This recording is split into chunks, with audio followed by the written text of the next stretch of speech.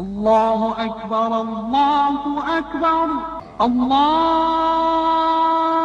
أكبر الله أكبر. أما بعد فأعوذ بالله من الشيطان الرجيم. بسم الله الرحمن الرحيم. فاسألوا أهل الذكر إن كنتم لا تعلمون. وقال رسول الله صلى الله عليه وسلم: يحمل هذا العلم من كل خلف عدوله ينفون عنه تحريف الغالين وانتحال المبطلين وتعطيل الجاهلين، أو كما قال عليه الصلاة والسلام. हज़रत उलमाए किराम, मुहतरम हाजिरिन, আমি আশা করি আপনারা সকলে জানেন দারুস সুন্নাহ মাদ্রাসার বার্ষিক সম্মেলন উপলক্ষে আমরা এই মুবারক জলসার সমাবেত হয়েছি, একত্র হয়েছি। যেহেতু মাদ্রাসার সবার মাঝে আমরা যোগদান করছি, এই কারণে আমার মনে হয় এই সবারটা কি আমরা বুঝিয়া দেওয়া দরকার যে মাদ্রাসা থাকলে কি তুইব আর না থাকলে কি। আমি আজকে আপনাদের সামনে এই একটা কথাই আলোচনা করতে চাই যে মাদ্রাসা থাকলে কিতা হইব আর না থাকলে কিতা। কথাটা সহজে বুঝার লাগে আমি আগে একটা উদাহরণ দিয়ে চাব। দেশ বিদেশে বিভিন্ন কলেজে ছাত্রদেরকে চিকিৎসা বিদ্যা শিক্ষা দেওয়া হয়। এমন কলেজ হল রে বাংলাদেশ মেডিকেল কলেজ হয়, যে কলেজ ছাত্ররা পড়াইয়া ডাক্তার বানানি হয়। এই কলেজ রে বাংলাদেশ হয় মেডিকেল কলেজ। আপনারা এই দেশ কি দা হয় আমি জানি না। মেডিকেল কলেজ, মেডিকেল কলেজে যে সমস্ত বই পড়ানো হয়, এই সমস্ত বই যদি কেউ লাইব্রেরি থেকে নিজে কিনিয়া আনিয়া গড় বইয়া বইয়া নিজে পড়ে,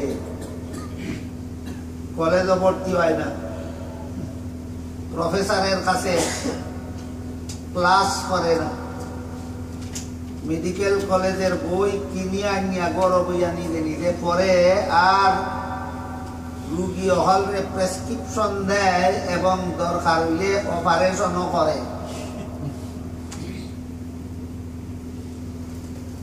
তাহলে কি তেমন হবে না? আর মেডিকেল কলেজের দরকারটা করি না, মেডিকেল কলেজ লাগবে না। রুগী নিয়ে তামসা আরম্ভ, রুগী নিয়ে তামসা আরম্ভ। আমরা কলেজের বেলায় বুঝি, মাদ্রাসার বেলায় বুঝি। কলেজ যদি থাকে না, প্রফেসর যদি থাকে না, ছাত্র যদি ভর্তি হয় না, রেগুলার যদি ক্লাস করে না, তাহলে এই কলেজের বিদ্যা যেভাবে নিজে হইরা কোনোদিন ডাক্তার হইতে পারবে না। ঠিক তেমনি ভাবে মাদ্রাসা যদি থাকে না, উস্তাদ যদি তা হই না, ছাত্র যদি ভর্তি হয় না, এখানে যদি ক্লাস করে না, আর মাদ্রাসার পাঠ্য কিতাব লাইব্রেরি থেকে কিনিয়া আনিয়া গড় বইয়া বইয়া নিজে পড়ে, আর হয় বুখারী শরীফের হাদিসও আছে। পণ্ডিতের অভাব নাই বর্তমান সমাজ। হয় আমি পড়ছি বুখারী শরীফের হাদিস, এই বেটা তুই বুখারী শরীফ কার কাছে পড়ছস? বুঝুকা কথাটা। একজনে যদি হয় আমি পড়ছি মেডিকেল কলেজের বইও আছে, অথচ হ্যাঁ মেডিকেল কলেজে ভর্তি হয়েছে না, কোনো প্রফেসরের কাছে ক্লাস দিচ্ছে না। যদি হয় মেডিকেল কলেজের বইও আছে, এর মুখ মারা দরকার নেই। এই তুই মেডিকেল কলেজের বই কার কাছে পড়ছস? ই কেন মুখ মারার কথা অখলে বুঝে, এইখানে আইয়া মুখ মারার কথা কেউ বুঝে না। কোনোদিন মাদ্রাসাত ভর্তি হইল না, কোনো উস্তাদের কাছে পড়লো না, বুখারী শরীফের ইংলিশ ট্রান্সলেশন বুক লাইব্রেরি থেকে কিনিয়া নিয়া গড় বইয়া বইয়া বইয়া হয় আমি পড়ছি বুখারী শরীফ আছে, তুই বুখারী কার কাছে পড়ছস? ইহতা আর কেউ দিলায়।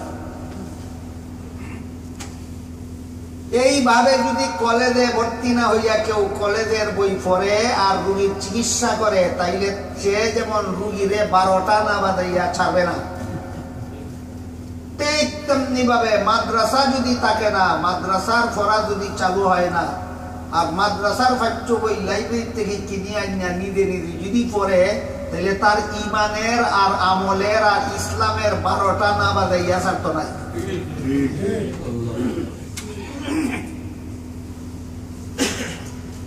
এই রকম কিছু মাদ্রাসার পড়ার পক্ষে না, নিজে নিজে পড়ার পক্ষে এমন কিছু যথেষ্ট পণ্ডিতের আবির্ভাব হইয়া গেছে এই সমাজে। যথেষ্ট পরিমাণ পণ্ডিতে কথায় কথায় হয় আমি বুখারী শরীফের হাদিসও পড়ছি, বুখারীর কোন উস্তাদের কাছে পড়ছে এটার কোনো নাম নাই, কোন প্রতিষ্ঠানে পড়ছে এর কোনো নাম নাই, এনে নিজে পড়ছে। অথচ আল্লাহ পাক রব্বুল আলামিন বলেন লা তুহাররিক বিহি লিসানাকা লিতাজালা বিহি ইন্না আলাইনা জামআহু ওয়া কুরআনা ফাইযা ক্বারানাহু ফাত্তাবি' কুরআনাহু সুম্মা ইন্না আলাইনা বায়ানা। অর্থাৎ হে রাসূল করিম সাল্লাল্লাহু আলাইহি ওয়াসাল্লাম, আমি যখন আপনার কাছে কুরআন নাযিল করতে থাকি তখন আপনি তাড়াহুড়া করে তা জপতে থাকবেন না। আমি নিজ দায়িত্বে আপনার কাছে কুরআন নাযিল করি, নিজ দায়িত্বে আপনারে ইয়াদ রাখাইয়া দিব। সুবহানাল্লাহ। কাজেই নাযিল করার সময় শুধু মনোযোগে খেয়াল করবেন, জপবেন না। এরপরে আমি আল্লাহ নিজে আপনারে এই কুরআন শিখাইয়া দিব। কুরআনের ভাষা আরবি, নবীর ভাষা আরবি। নাযিল করলা আল্লাহ নবীর কাছে, তার বাদেও ওখানে আপনারে আমি কুরআন শিখাইয়া দিব। আরবি ভাষাভাষী নবী, আরবি কুরআন নিজে নিজে শিখুন না কেন? আল্লাহ এখানে শিখানি লাগে ই কথা বুঝানির লাগি বন্দারে যে এই কুরআন নিজে নিজে শিখার ব্যাপার নয়, এটা উস্তাদের কাছে শিক্ষা গ্রহণ করার ব্যাপার। মেডিকেল কলেজের বই নিজে নিজে শিখা যায় না, আর কুরআন নিজে নিজে শিখিলাই বাই, বুখারী শরীফ নিজে নিজে শিখিলাই বাই, ই পণ্ডিতি শিখলাই হই থাকে। আমার কথা বুঝি থাকলে ফোকাস হল কুরআন নিজে নিজে শিখার জিনিস না উস্তাদের কাছে শিখার জিনিস? উস্তাদ। রাসূলের হাদিস উস্তাদের কাছে। দুনিয়াতে হাদিসের যত কিতাব আছে আমি আশা করি আপনারা সকলে জানেন, এর মধ্যে সবচেয়ে বড় নির্ভরযোগ্য, সবচেয়ে বড় সহিহ, সবচেয়ে বড় প্রসিদ্ধ হাদিসের কিতাবের নাম হইল সহিহ বুখারী শরীফ। এই সহিহ বুখারী শরীফের মাঝে সর্বপ্রথম যে হেডিং লেখা হয়েছে এইটা হলো বাবুন কাইফা কানা বাদউল ওয়াহয়ি ইলা রাসূলিল্লাহি সাল্লাল্লাহু আলাইহি ওয়াসাল্লাম। এই চ্যাপ্টারে আলোচনা করা হবে মুহাম্মদুর রাসূলুল্লাহর কাছে কিভাবে ওহী নাযিল শুরু হয়েছিল সেই ব্যাপার। এই হেডিং এর অর্থ হলো এই চ্যাপ্টারে আলোচনা করা হবে মুহাম্মদুর রাসূলুল্লাহর কাছে সর্বপ্রথম ওহী নাযিল কিভাবে শুরু হয়েছিল এই বিষয়। এই হেডিং দিয়া বুখারী শরীফের কিতাব আরম্ভ হয়েছে। এটা কুরআন না হাদিস? হাদিস। রাসূলের কাছে ওহী নাযিল শুরু হয়েছিল সর্বপ্রথম ইকরা বিসমি রাব্বিকাল্লাযী খালাক। হাদিস না কুরআন? কোরআন কিভাবে নাজিল শুরু হইল এই ঘটনা দিয়া হাদিসের কিতাব শুরু করার কারণ কি? এই প্রশ্নের জবাবে এই বুখারী শরীফের বিভিন্ন ব্যাখ্যায় লেখা আছে, কোরআন যেভাবে আল্লাহর ওহী তেমনি ভাবে রাসূলের হাদিসও আল্লাহর ওহী। এই ওহী শব্দের মর্ম আল্লাহ পাঠাইছো, সুদা কথা। কোরআন রাসূলের কাছে আল্লাহ পাঠাইছো, আর হাদিস রাসূলে মন গড়া বানাইয়া কইছেন না আল্লাহই পাঠাইছো। তাহলে একটার নাম কোরআন আর একটার নাম হাদিস, কেন নাম বেশ কম হইল কেন? তার কারণ হইল যে মর্ম এবং শব্দ দুটা আল্লাহ পাঠাইছো এমন ওহীর নাম কোরআন, আর যে বিষয় এখন আল্লাহ পাঠাইছো আর রাসূল নিজের ভাষায় এটারে ব্যক্ত করছেন এমন ওহীর নাম হাদিস। কথা বুঝলানি? দেখুন, কোরআনও আল্লাহর ওহী, আল্লাহ পাঠাইছো, হাদিসও আল্লাহর ওহী, আল্লাহ পাঠাইছো। তাহলে এটার নাম কোরআন খানে, এটার নাম হাদিস কেন? কোরআনের মর্ম জেলাখান আল্লাহ পাঠাইছেন, শব্দও আল্লাহ পাঠাইছেন, আর হাদিসের মর্মটা আল্লাহ পাঠাইছেন রাসূল নিজের ভাষায় আল্লাহর পাঠাইল মর্মটারে বুঝাইয়া দিছে। তাদের কাজেই কোরআনও আল্লাহর ওহী, হাদিসও আল্লাহর।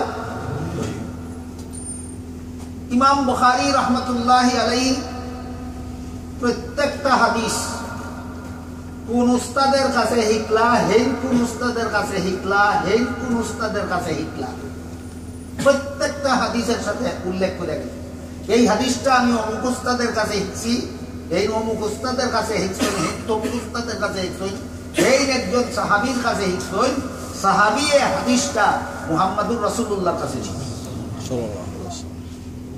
এই বিবরণের নাম হইল হাদিসের সনদ। এই বিবরণের নাম হইল হাদিসের সনদ। ইমাম বুখারী রাহমাতুল্লাহি আলাইহি সহিহ বুখারী শরীফের মধ্যে এক বিবরণ মতে ৭,২৭৫ খানা হাদিস লিখেছেন। সহিহ বুখারী শরীফের মধ্যে হাদিস লেখছেন কতটা? ৭,২৭৫। ৭,২৭৫ খানা হাদিস তিনি জানতেন না, উনার জানা ছিল ৬ লক্ষ হাদিস। ইমাম বুখারীর জানা আছিল কত হাদিস? ৬ লক্ষ হাদিসটা কি বাসিয়া ৭,২৭৫ খানা হাদিস এই কিতাব লেখছে। বেশিরভাগ লেখছ না বেশিরভাগ ওই লেখাবার দিয়েছে, বেশিরভাগই লেখা হয়। ইমাম আবু হানিফা রাহমাতুল্লাহি আলাইহি এক কিতাব লেখছেন যা আমি রাসূলের ৫ লক্ষ হাদিস তাকি বাসিয়া ৫খান হাদিস বার করছি। এই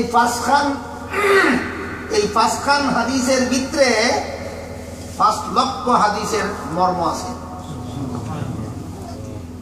ইমাম আবু হানিফার এই কথায় বোঝা গেল তাই মাত্র ১৭ খান হাদিস জানতাম। ওই মাথা ভাতলা বলতে হয় যে তাই নিজে নিজে হাদিস করে, মাত্র ১৭ খান হাদিস। ইমাম বুখারী রাহমাতুল্লাহি আলাইহি ৬ লক্ষ হাদিস জানা ছিল। ইমাম আবু হানিফা রহমতুল্লাহি আলাইহি ৫খান হাদিস বাছাই করছেন ৫ লক্ষ হাদিস থেকে। আবার এই দিক দিয়ে ইমাম বুখারী রহমতুল্লাহি আলাইহির একজন উস্তাদের নাম ছিল মক্কি ইবনে ইব্রাহিম।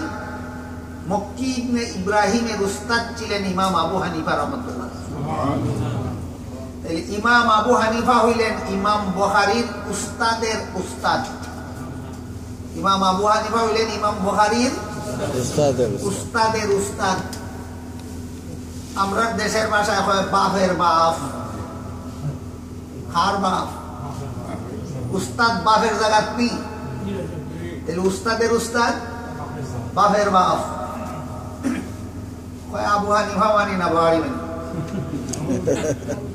বাপ মানে না ভূত মানে, এটা তো বোঝা দরকার। তুমি বাপ মানো না ভূত মানো,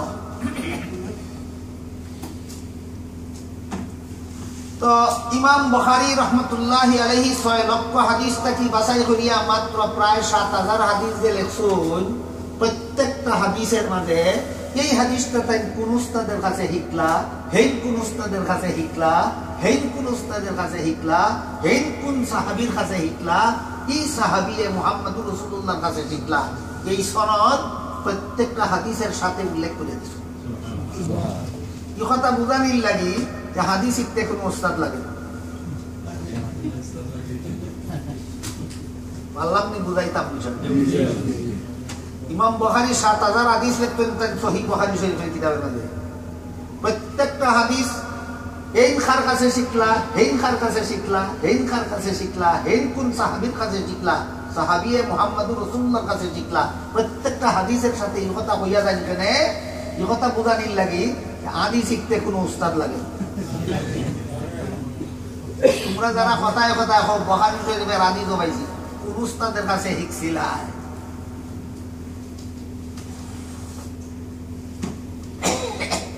কিন্তু এই সবগুলি হাদিসের সনদ মুহাম্মদুর রাসূলুল্লাহ পর্যন্ত উল্লেখ করা।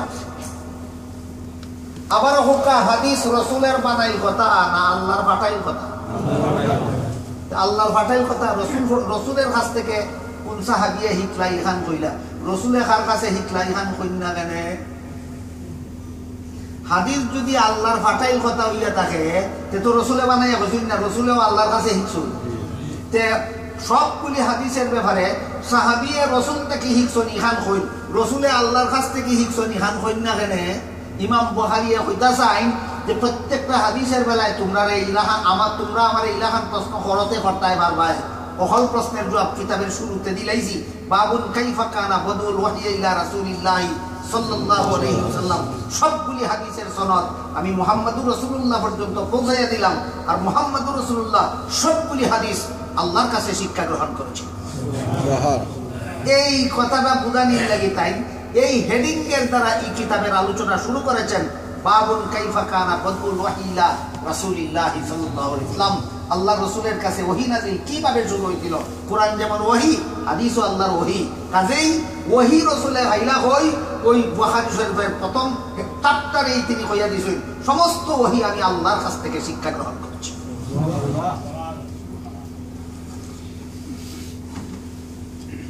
তাইলে কোরআন শিখতেও উস্তাদের দরকার নাই, হাদিস শিখতেও না উস্তাদ লাগে? আমার অত হামের কথা বুঝি থাকলে সাবল হুকা রাসূলে কোরআন শিখলা কার কাছে? রাসূলে হাদিস শিখলা কার কাছে? তোমার রাসূলে যদি কোরআন শিখতে আল্লাহরে উস্তাদ বানানি লাগে, তোমার রাসূলে যদি হাদিস শিখতে আল্লাহরে উস্তাদ বানানি লাগে, তুমি কোরআন হাদিসের কিতাব শিখছো উস্তাদ ছাড়া হও।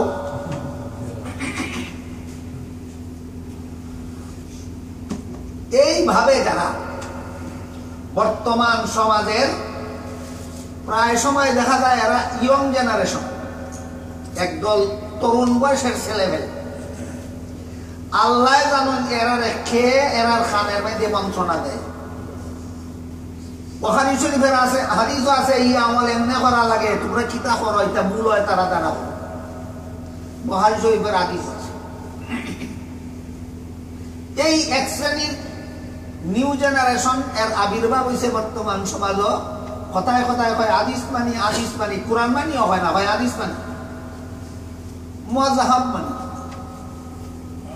কথায় কথায় কয় হাদিস মানি, মযহাব মানি না। আমি কই মযহাব মানার দরকার নাই, হাদিস ওই মানিও নে বাদে হাদিস হিকসো কার কাছে আগে এখানে বুঝি থাকলে হোকা যাব হল হাদিস মানতাম না নি, আনা হিকায় না হিকিয়া নিজে নিজে ওই না উস্তাদ লাগে।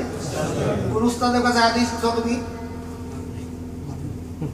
হাদিস বুঝার যোগ্যতা অর্জন করার জন্য বাংলাদেশের মাদ্রাসাগুলিতে একটানা 15 বছর লেখাপড়া করে।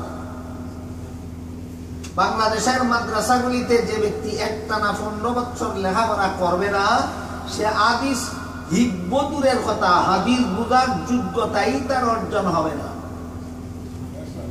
আপনারা এই দেশের মাদ্রাসাগুলি আমি আমার যতটুকু সম্ভব যাচাই করিয়া দেখছি, এই দেশের মাদ্রাসাগুলিতেও কমপক্ষে 7 বছর লেখাপড়া করা লাগে হাদিস বোঝার যোগ্যতা অর্জন করার জন্য। 7টা বছর একটানা লেখাপড়া করলে পরে হাদিস বোঝার যোগ্যতা অর্জন হয়। এই হাদিস বোঝার যোগ্যতা অর্জনের জন্য এত দীর্ঘ সময় লেখাপড়া করতে হয় কেন? এই কথাটা বোঝানোর লাগে আপনারা আরেকটা উদাহরণ দিলাম। এই যে একটা সমাজ মানুষে এরা হয় মজাক পানি না হাদিস পানি, আর হাদিস করে নিজে নিজে, এরা আবার আরেকটা কথা লগে হইয়া হয় হাদিস হলে মানি শুধু সহি হাদিস মানি আর কোন হাদিস মানি। হাদিস কোনটা মানে? হাদিস কোরআন যারা উস্তাদের কাছে লেখাপড়া করছেন না, এরা সহি শব্দের অর্থ কি জানেন? শুদ্ধ। সহি শব্দের অর্থ শুদ্ধ। তুমি সহি হাদিস মানো মানে শুদ্ধ হাদিস মানো, আর বাকি হাদিস কিতাব ভুল না কিতাব। আবার কই ইমাম বুখারীর জানা আছিল কত হাদিস? সহি বুখারীর সিলেকশন কত হয়? প্রায় 7,000। আরো 5,93,000 হাদিস এটা ভুল আছে। দেখলাম এখানে আপনার নবী কত লক্ষ ভুল কথা হইয়া গেছে। তুমি সহি হাদিস বলতে কি কোরআন ডিম বলো? সহি হাদিস ছাড়া কোনো হাদিস মানো না। সহি হাদিস কিতাব, সহি হাদিস কারে কয়? সহি হাদিস কারে কয়? এই একটা প্রশ্নের জবাব শিখার জন্য এই দেশে 7 বছর করা লাগে, বাংলাদেশে 9 বছর করা লাগে। সহি হাদিস কারে? এত বড় কথা আমি আপনারা 1 মিনিটে কেমনে বুঝাই, তবুও চেষ্টা করি বুঝাইবা। আপনারাও একটু বোঝার চেষ্টা করুন। রসুলের হাদিস, রসুলের কাছ থেকে শিখছেন সাহাবী, সাহাবীর কাছ থেকে হাদিস শিখছেন তাবী, তাবীর কাছ থেকে হাদিস শিখছেন তান ছাত্র, তান কাছ থেকে তান ছাত্র, তান কাছ থেকে তান ছাত্র। এইভাবে উস্তাদের কাছ থেকে একজন ছাত্র, একজন উস্তাদের কাছ থেকে আরেকজন ছাত্র হাদিস কি উম্মতের কাছে পৌঁছে আমাদের জমানাত পৌঁছে কিয়ামত পর্যন্ত পৌঁছে। এই হাদিস শিখা এবং শিক্ষা দেওয়ার জন্য কোনো যোগ্যতা লাগেনি। হাদিস নিজে শিখা এবং অপরকে শিক্ষা দেওয়ার যোগ্যতা, যে যোগ্যতার দরকার, এই যোগ্যতাটাও আবার সকলের কাছে এক সমান পাওয়া যায়। কেউ কাছে পুরাপুরি যোগ্যতা পাওয়া যায়, কেউ কাছে মাঝারি যোগ্যতা পাওয়া যায়, কেউ কাছে নিম্নতম যোগ্যতা পাওয়া যায়। বুঝি থাকলে খোকা হাদিস বর্ণনা করার যোগ্যতা সবার কাছে সমান থাকে না বেশ কম? এই কারণে হাদিস বর্ণনাকারীদের যোগ্যতাটারে 3 ভাগে ভাগ করা উচিত: উত্তম যোগ্যতা, মধ্যম যোগ্যতা, নিম্নতম যোগ্যতা। উত্তম যোগ্যতা সম্পন্ন বর্ণনাকারীদের বর্ণিত হাদিসকে ইলমে হাদিসের পরিভাষায় সহি হাদিস বলা হয়। এখানে সহি অর্থ শুদ্ধ না, এখানে সহি অর্থ শুদ্ধ না, এখানে সহি অর্থ উত্তম যোগ্যতা সম্পন্ন বর্ণনাকারীদের বর্ণিত হাদিস। মধ্যম যোগ্যতা সম্পন্ন বর্ণনাকারীদের বর্ণিত হাদিসকে হাসান হাদিস বলা হয়। আর নিম্নতম যোগ্যতা সম্পন্ন না অযোগ্য, নিম্নতম যোগ্যতা সম্পন্ন বর্ণনাকারীদের বর্ণিত হাদিসকে যঈফ হাদিস বলা হয়। এখানে যঈফ শব্দ দুর্বল বুঝাইবার জন্য নয়, রাসূলের কথা কোনোদিন দুর্বল হয় না, বর্ণনাকারীর যোগ্যতা দুর্বল। এখন যঈফ হাদিস বলতে যদি তুমি দুর্বল হাদিস কও, এটার অর্থ যদি এটা হয়, আর হাদিস দুর্বল হওয়ার কারণে যদি তুমি কও মানো না। আমি জিগাই তোমার বাপ বুড়া হইতে হইতে হইতে হইতে হইতে এমন দুর্বল হয়ে দেন কি যে কোনো কাম করবা দূরের কথা, আর বেডটা কি উঠিয়া বাথরুমও ঢুকতে পারুন না, দড়ি দড়ি নেওয়া লাগে। এরকম কোনো বেটার বাপ দুর্বল হয়নি, এই বেটারে আর বাপ মানা যাইতো না। বাপ দুর্বল হয়ে গেলে কি আর বাপ বাপ থাকে না? রসুলের হাদিস দই হইলে তুমি মানতা না কি তার লাগে? এটা রসুলের হাদিস না, যে রসুলের হাদিস দই হওয়ার কারণে মানে না হয়, হ্যাঁ বাপ তো দই হইলে মানত। কথা বুঝলানি না? বুঝলা না? প্রশ্ন হইল, রসুলের সমস্ত হাদিস এই 3 প্রকার: এক প্রকার হাদিসের নাম সহিহ হাদিস, এক প্রকার হাদিসের নাম হাসান হাদিস, এক প্রকার হাদিসের নাম যঈফ হাদিস। বলেন শব্দের অর্থ হিসাবে না পরিভাষা আলাদা? সহিহ হাদিস শুদ্ধ হাদিস রে কয় না উত্তম যোগ্যতা সম্পন্ন বর্ণনাকারীর হাদিস রে কয়? হাসান শব্দের অর্থ সুন্দর, বেসুন্দর কোনো কথা রসুল বলছেন দিদি, মানে হাসান শব্দের অর্থ সুন্দর আর বাকিটা বেসুন্দর নাকি না? মধ্যম যোগ্যতা সম্পন্ন বর্ণনাকারীদের বর্ণিত হাদিসকে পরিভাষাগতভাবে হাসান হাদিস বলা হয়। নিম্নতম যোগ্যতা সম্পন্ন বর্ণনাকারীদের বর্ণিত হাদিসকে ইলমে হাদিসের পরিভাষায় যঈফ হাদিস বলা হয়। আমার কথা বুঝি থাকলে কোনটা মানতা না? সবটা মানার নিয়ম হইল ইসলামের কোন আকীদা বিশ্বাস প্রমাণ হয় সহিহ হাদিসের দ্বারা। ইসলামের কোন আকীদা বিশ্বাস প্রমাণ হয় কিসের দ্বারা? ইসলামের কোন আমল প্রমাণ হয় হাসান হাদিসের দ্বারাও। হাসান হাদিসের দ্বারাও ইসলামের আমল প্রমাণ হয়। আর কোন আমলের ফজিলত যঈফ হাদিসের দ্বারাও প্রমাণ হয়। বলেন সহিহ হাদিস মানব কোন বেলায়? আকীদার বেলায়। হাসান হাদিস মানব কোন বেলায়? আমলের বেলায়। যঈফ হাদিস মানব কোন বেলায়? ফজিলতের বেলায়। কোন হাদিস মানবেন না? সব সহিহ হাদিস মানে আর কোন হাদিস? সহিহ হাদিস কারে কয়? ইটালীয় মাযহাব দুইটা।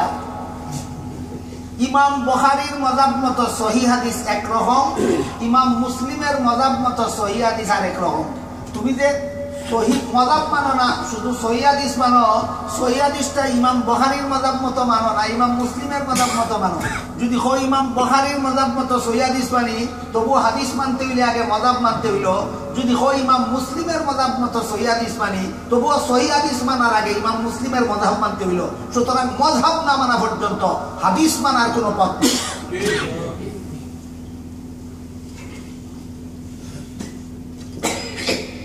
মাযহাব শব্দের অর্থই পথ।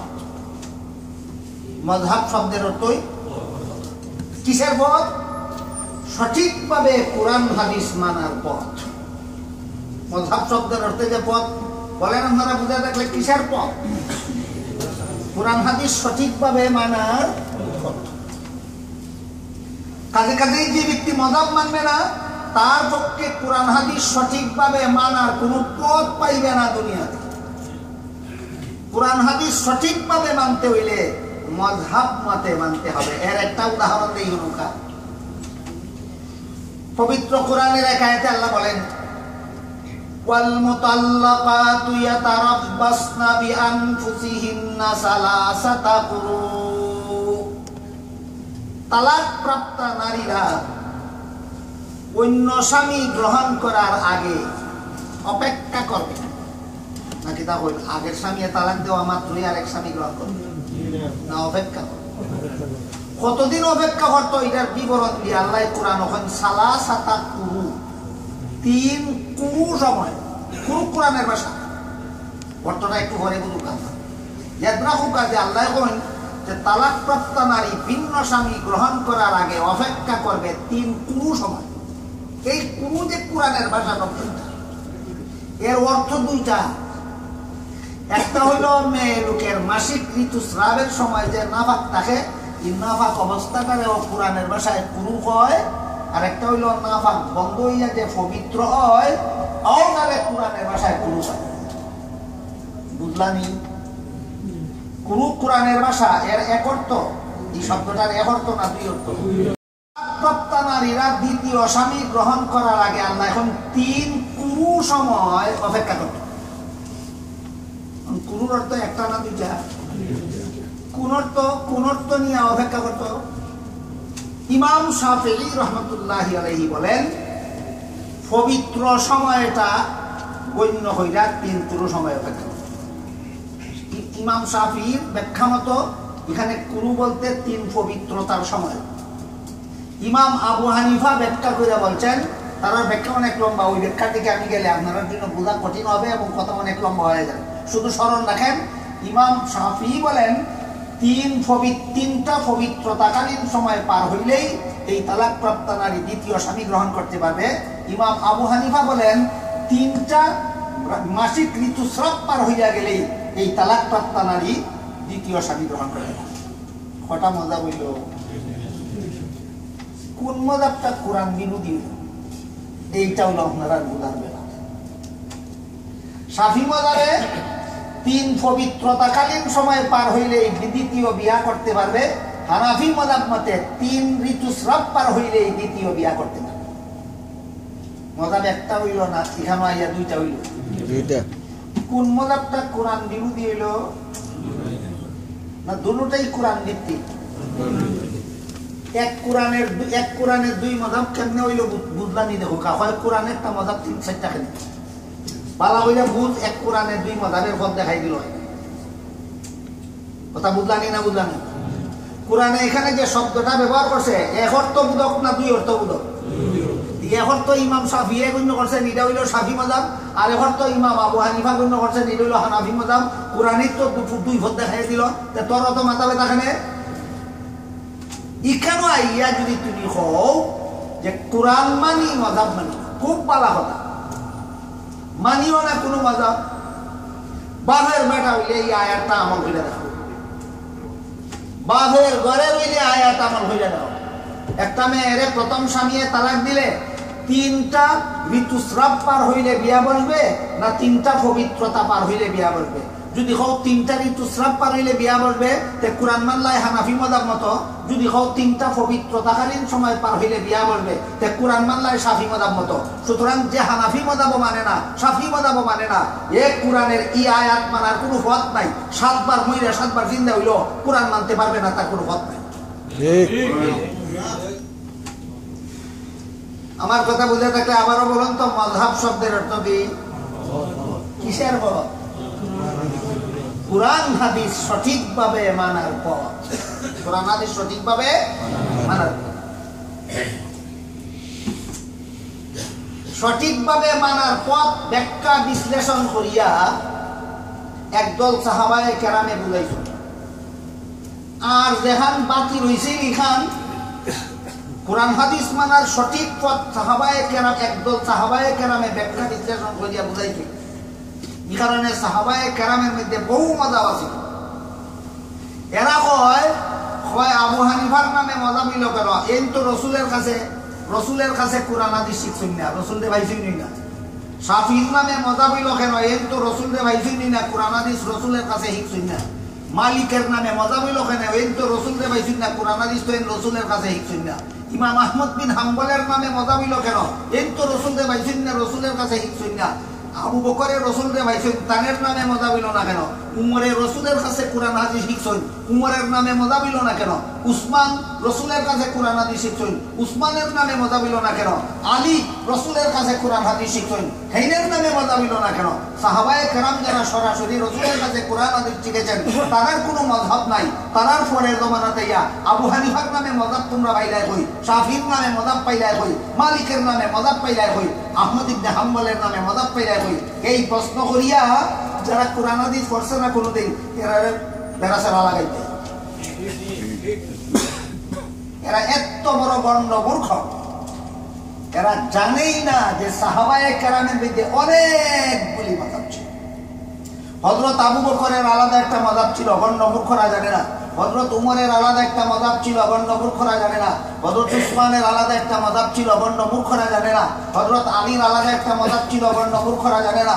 হযরত আব্দুল্লাহ ইবনে আব্বাস রাদিয়াল্লাহু আনহুর আলাদা একটা মযহাব ছিল, গণ্ড মূর্খরা জানে না। হযরত আব্দুল্লাহ ইবনে মাসউদ রাদিয়াল্লাহু আনহুর আলাদা একটা মযহাব ছিল, গণ্ড মূর্খরা জানে না। নবীর বিবি আয়েশার আলাদা একটা মযহাব ছিল, এরা জানে জানে না। কি তার লাগি বই হইয়া পণ্ডিত হইছে, কলেজও হইয়া জাদা শ্রেণী হতা। ঠিক এক দুইটা উদাহরণ দিয়া যে সময় তারা আমার দিছেন এই সময়ে জানি না কথা কতখান হইয়া শেষ করতে পারবো, এই বইতে তাকি কতখান যায়।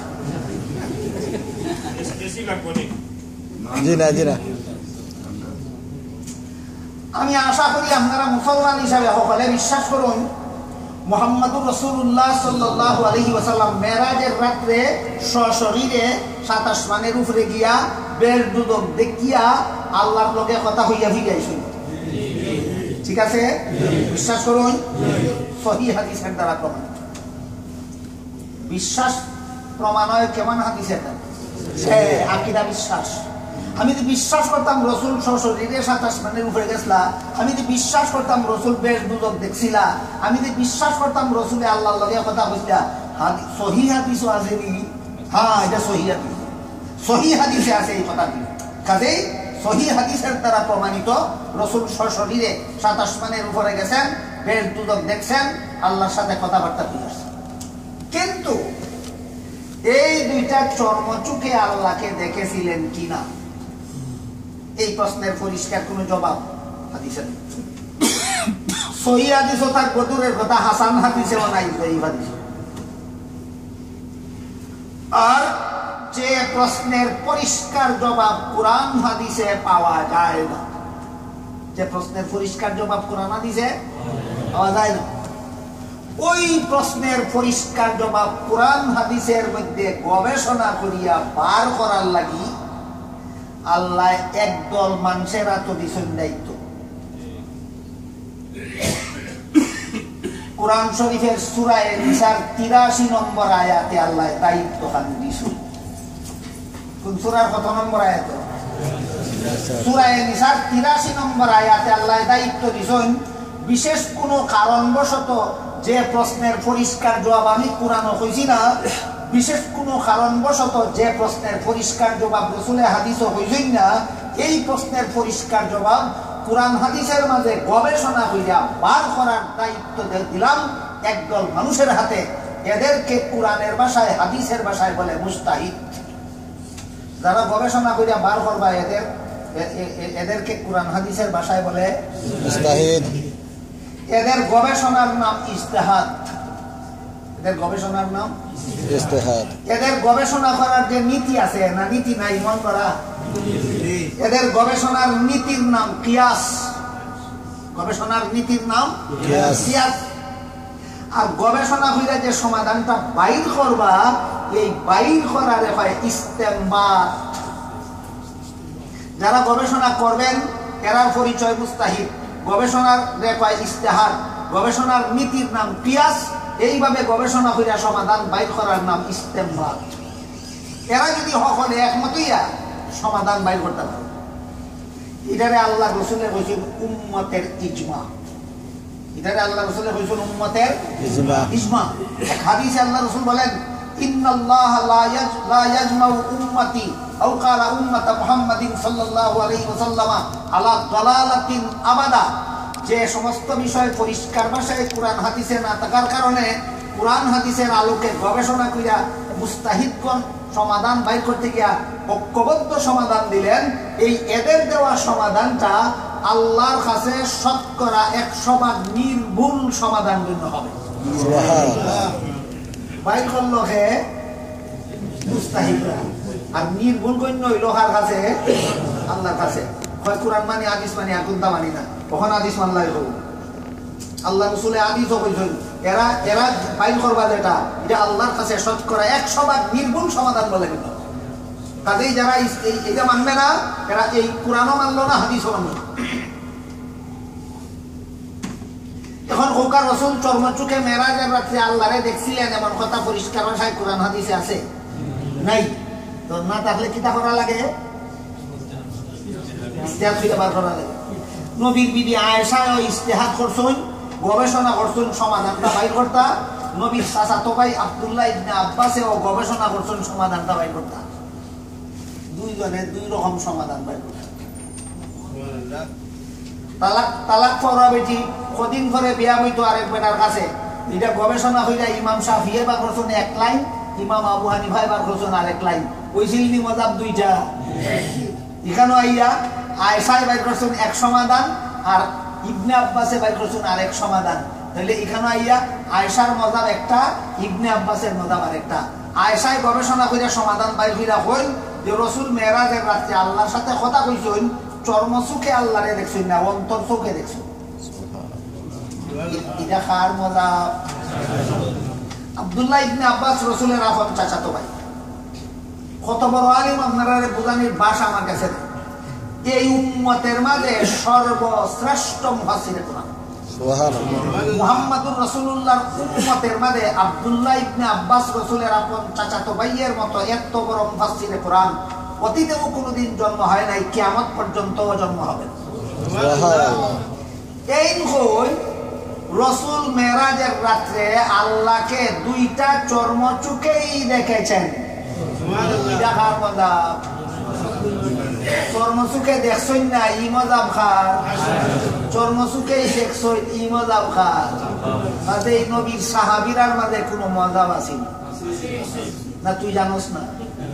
লাগাল ভাসনা জায়গা খাদ যাইতে যাচ্ছে কথা বুঝলা কিনা বুঝলা না? তুই তো জানোস না, তুই লাগাল ভাসনা এইখান খাদ যাইতে যাচ্ছে না, যেখান লাগাল ভাস এইখান খাদ যা।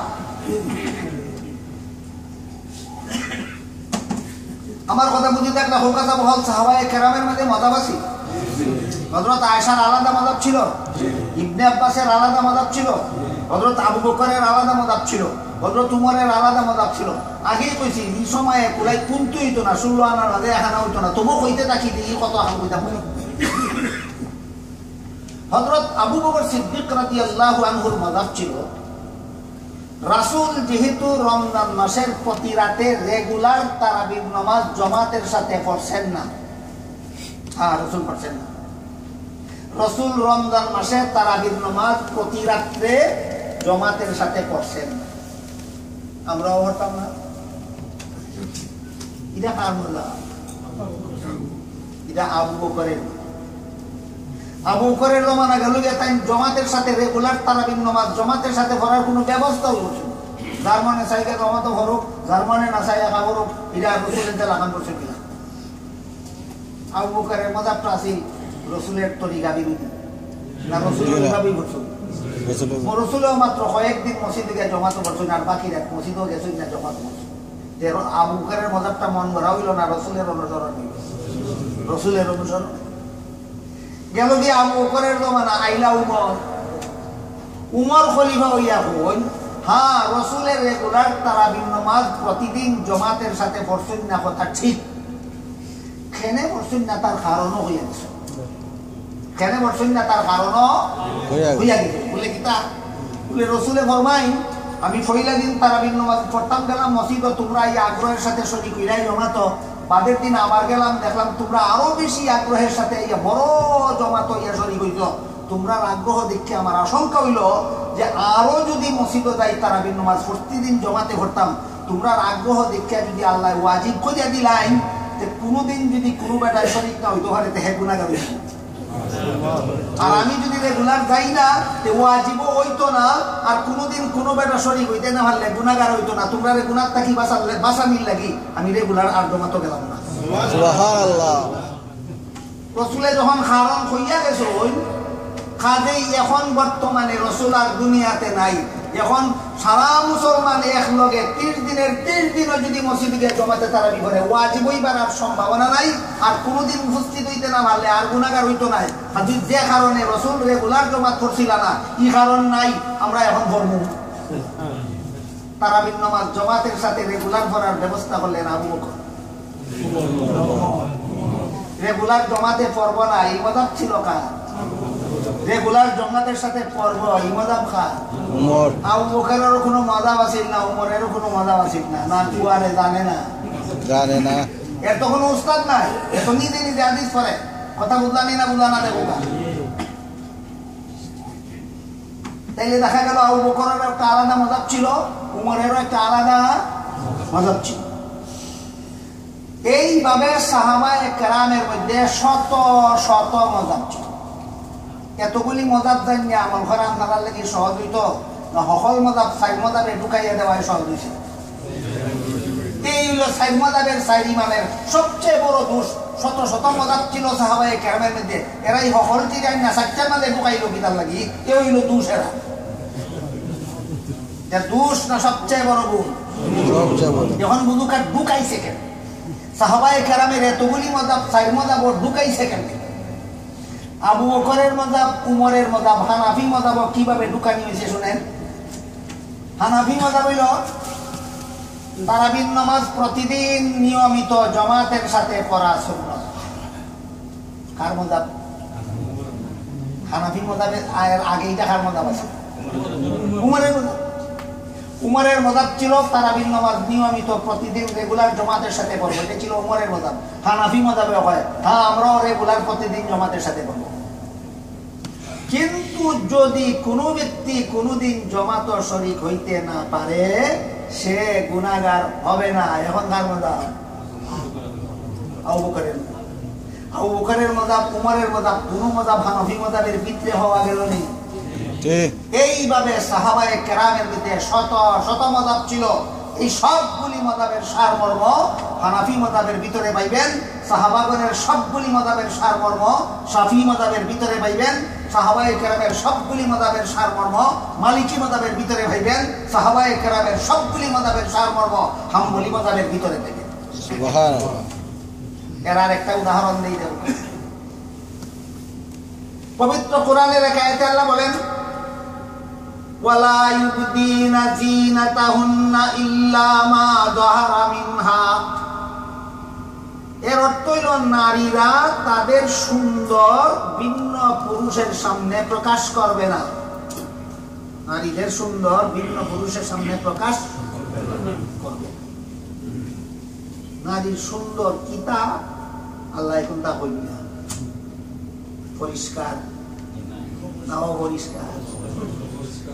কুরআনে হাদিসে যে কথা টুকাইয়া মিলে না, অথবা মিলে কিন্তু কথা পরিষ্কার নাই, অথবা পরিষ্কারই কিন্তু একটা আরেকটার বিপরীত হয়। এই তিন ক্ষেত্রে পরিষ্কার সমাধান বার করিয়া দেওয়ার দায়িত্ব দিছেন আল্লাহ একদল মানুষেরা। তো সূরা নিসার ৮৩ নম্বর আয়াতে এদের নাম মুস্তাহিদ, এদের গবেষণার নাম ইজতিহাদ, গবেষণার নীতির নাম কিয়াস, আর সমাধানটা বাইর করার নাম ইস্তেমবাত।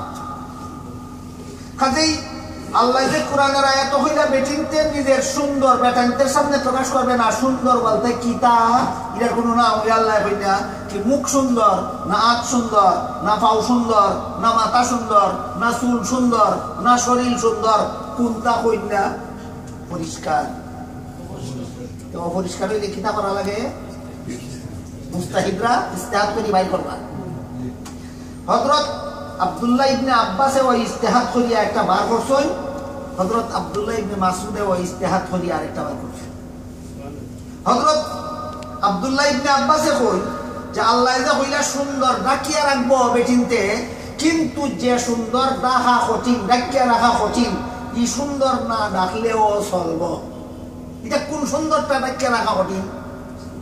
এর ব্যাখ্যায় হযরত আব্দুল্লাহ ইবনে আব্বাস রাদিয়াল্লাহু আনহু বলেন মেয়ে লোকের শরীরের সবটুকুই ভিন্ন পুরুষের সামনে ডাকিয়া রাখবে, কিন্তু চেহারা সবসময় ডাকিয়ে রাখা কঠিন। চেহারা সবসময় ডাকিয়ে রাখা কঠিন। আপনারা বোঝা দরকার চেহারা ডাকিয়ে রাখা কঠিন কেমনে হয়। কোনো মেয়ে লোক যদি আদালত সাক্ষী দিতে যায়, কোনো মেয়ে লোক যদি আদালত বাদী হইয়া যায়, কোনো মেয়ে লোক যদি আদালত বিবাদী হইয়া যায়, আর আকিমে যদি হয় তোমার মুখ ডাকিয়ে রাখছো, যেই মেয়ে লোকের নাম আমার এখানে লিস্টির মাঝে দেওয়া হয়েছে, তুমি ওই মেয়ে লোক না অন্য মেয়ে লোক, আমি তোমার মুখ না দেখলে মানি না, তাহলে মুখ খুলতাম না। তাহলে এখন মুখ ডাকিয়ে রাখা উপায় হইল না কঠিন? কঠিন। আরো সহজ উদাহরণ বুঝুকা, একটা মেয়ে লোক যদি বাড়তে কি বাড়িয়া দূরই কোনো হামা যায় সফর, রাস্তার মাঝে যদি নমাজের টাইমই যায়নি, তাহলে বাড়িতে কাদা হতো না রাস্তার থরিলে? রাস্তার থরিলে। রাস্তার থরিলে তো উদু ছাড়া না উদু করিয়া? উদু করতো আনা মুখ দোয়াই না মুখ দইয়া? নেকাব লটকাই তুইয়া মুখ দোয়া সহজ না কঠিন? ওই নেকাব উঠাইয়া মুখ দিতাই, ওই তাহলে বোঝা গেল মুখ সকল সময় ডেকে রাখা কঠিন। কথা বুঝলানি না বুঝলাম? তো আব্দুল্লাহ ইবনে আব্বাস রাদিয়াল্লাহু আনহু ফরমায় আল্লাহ যে কইতেন যে সুন্দর ডেকে রাখা কঠিন, ই সুন্দর যদি দেখে না তে বেটির গুণ হইতো না, কোনো বেটাই যদি দেখে দেহে গুণ। কথা বুঝুক। তাহলে বেটির মুখ দেখে রাখা কোন সময় কঠিন হইয়া দাঁড়ায়। আদালত সাক্ষী দিতে গেলে মুখ দেখে রাখা কঠিন হইয়া দাঁড়ায়। রাস্তা উদু করতে হইলে মুখ দেখে রাখা কঠিন হইয়া দাঁড়ায়। এই সময় তুমি মুখ যদি দেখো না তে গুণাগার হইতাই না। উদু করার লাগে মুখ খুললে যদি কোনো বেটা ই সুযোগে তোমারে দেখিলায়, তাহলে যে খুললো হে গুণাগার হইতো না, যে ইচ্ছা করিয়া দেখলো হে গুণাগার। এই কারণে আব্দুল্লাহ ইবনে আব্বাসে ফরমায় যে এই আয়াতের মাঝে যে আল্লাহ যে সুন্দর দেখে রাখা কঠিন, এটা হইল চেহারা। যে সুন্দর ঢেকে রাখা কঠিন, এটা হইল জাহাদ। এটা কার মাযহাব? এটা ইবনে আব্বাসের কথা। আব্দুল্লাহ ইবনে মাসউদ রাদিয়াল্লাহু আনহু, ইনিও রাসূলের একজন বিশিষ্ট সাহাবী। তিনি বলেন, আল্লাহ যে কইছেন মেয়ে লোকের শরীরের সুন্দর ডাকিয়া রাখতো, মাথার থেকে পাও পর্যন্ত সারাটাই সুন্দর, একেবারে মুখ সহ, নাক সহ, কান সহ, চোখ সহ ডাকিয়া রাখতো। এটা কার মাযহাব? এটা আব্দুল্লাহ ইবনে মাসউদের মাযহাব। বলে ডাকবো কিতা দি? বলে ডাকবো পোশাক দি। কিতা দি ডাকবো? পোশাক দিয়া ডাক। এখন যুবতী নারীর শরীরের পোশাকটাও যুবক পুরুষের নজরে সুন্দরই লাগে নাকি? দেখো, এটা তো সাইকোলজিক্যাল ব্যাপার, এটা তো বক্তৃতা দিয়া বোঝানোর ব্যাপার না, এটা তো এমনি বোঝার কথা নাকি? দেখো, যুবতী নারীর শরীরের পোশাকটাও যুবক পুরুষের দৃষ্টিতে সুন্দরই লাগে। আল্লাহ তো কত সুন্দর ডাকতো, আপনাদের ব্যাখ্যা দিলা শরীরের সুন্দর পোশাক দিয়ে ডাকতো, তখন পোশাকের সুন্দর কিতা দিয়ে ডাকতো? ইবনে মাসউদ এখন পোশাকের সুন্দর বোরকা দিয়ে ডাকতো। আস্তা শরীরই সুন্দর, ডাকতো কিতা দিয়া? পোশাক দিয়া। পোশাকও লাগে সুন্দর, ডাকতো কিতা দিয়া? বোরকা দিয়া। তখন প্রশ্ন হইল যে কোনো বেটার নজরও যদি বেটির শরীরের বোরকাও সুন্দর লাগে, এখন কিনা করতে হবে? ওই বলে আর বাহার উপায় নাই। এটা হইল ইবনে মাসউদের মাযহাব।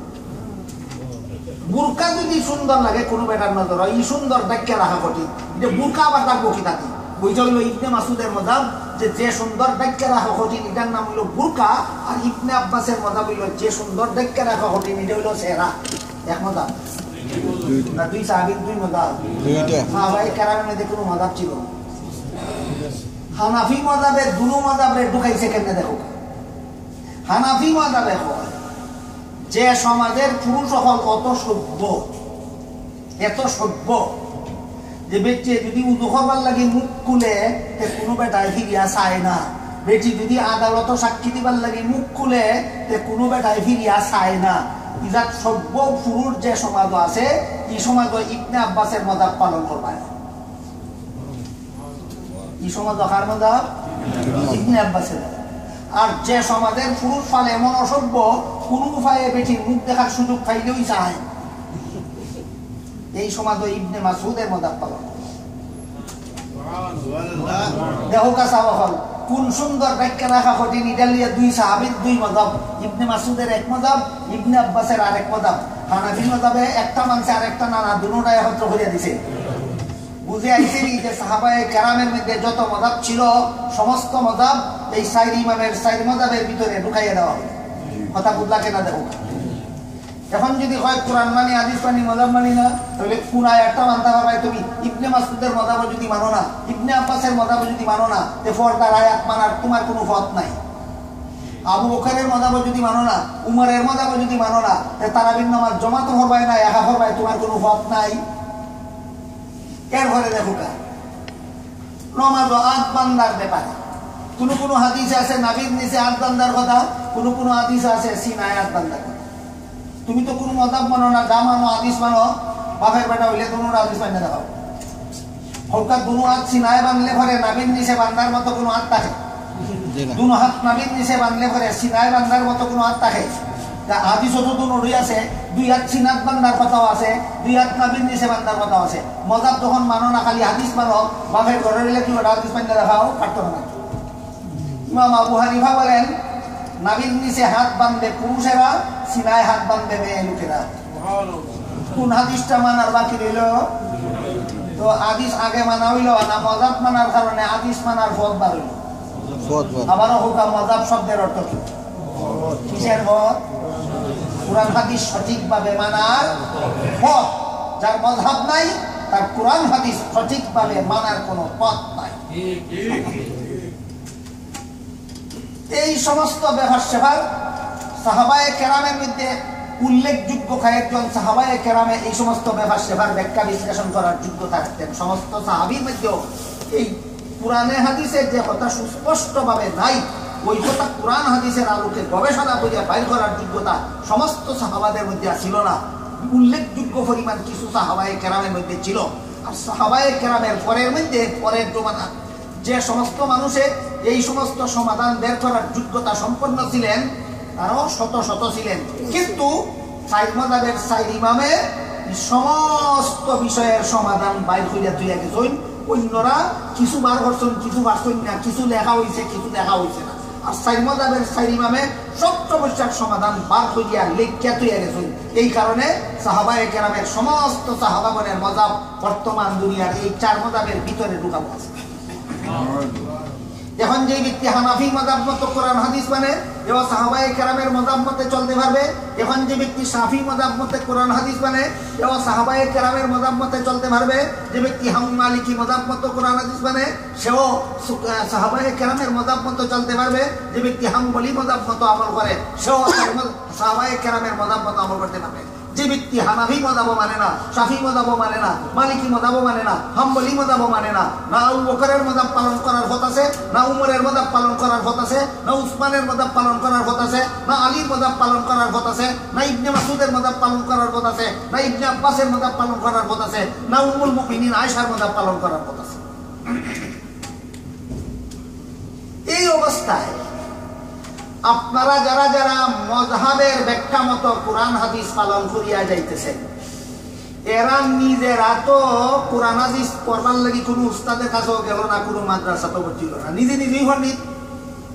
আপনারা যারা নিজে নিজে পণ্ডিত না, আপনারা যারা উস্তাদের কাছে হিয়া চলতে চাই, আপনারাও বেলাইন করার আন্দোলন চালাইছে। আপনারাও নিজে নিজে পণ্ডিত না, উস্তাদের কাছে হিয়া চলতে চাই। উস্তাদ আল্লাহ পাক রব্বুল আলামিন ফরমায়েন ফাসআলু আহলা যিকরি ইন কুনতুম লা তা'লামুন। যদি জানো না তাহলে যে জানে তার কথাই চলো। তুমি যদি জানো না তাহলে যে জানে তার কথাই চলো।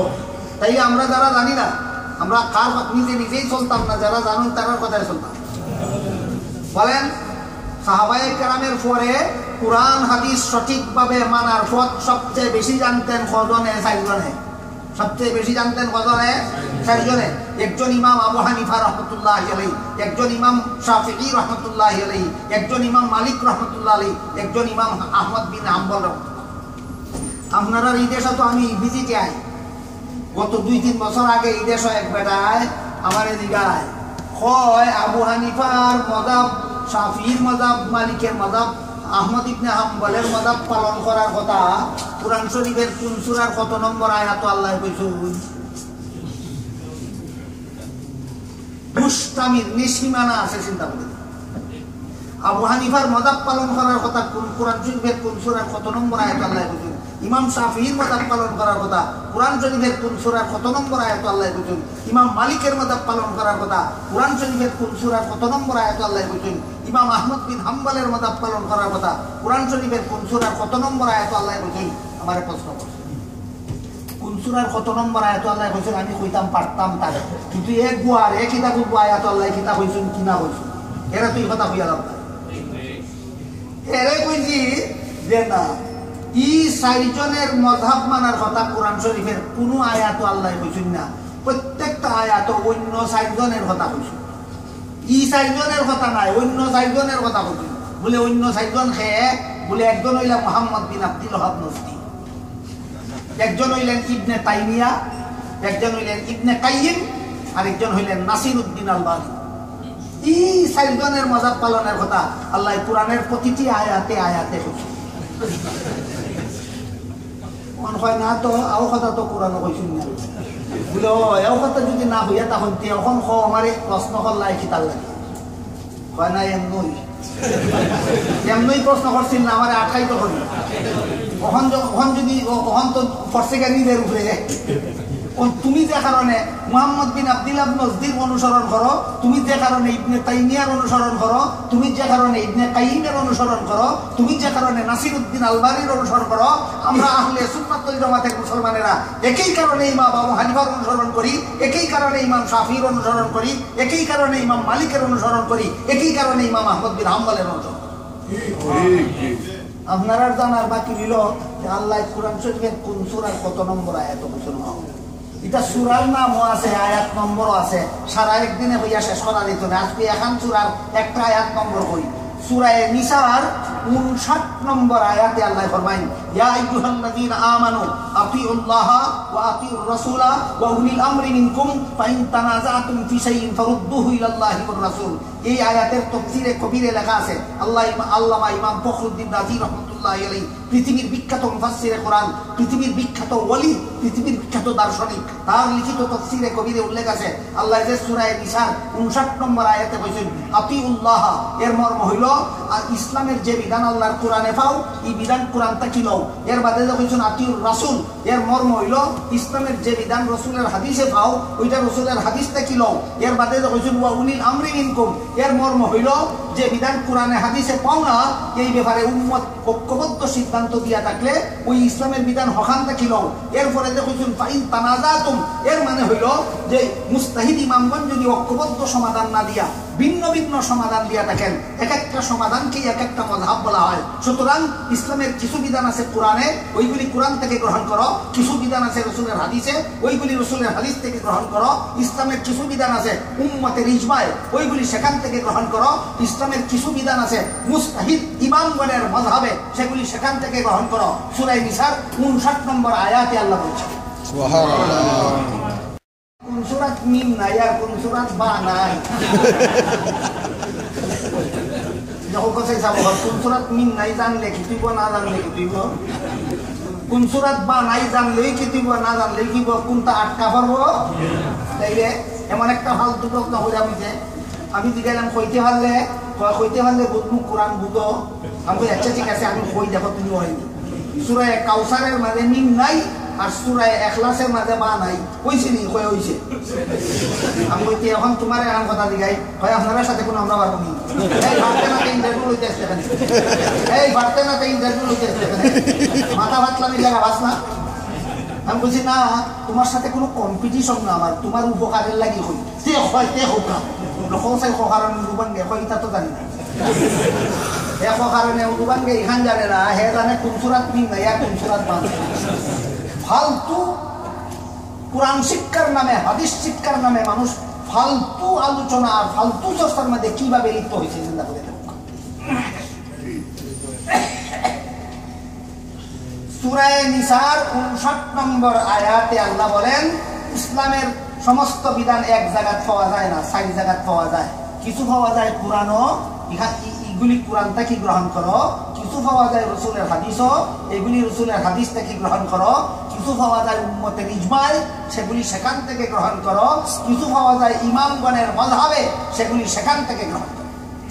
4টা উদাহরণ দিয়ে আলোচনা করব। বছরে 1 মাস রোজা রাখা ফরজ নি ইসলামের বিধানে? কোন মাস?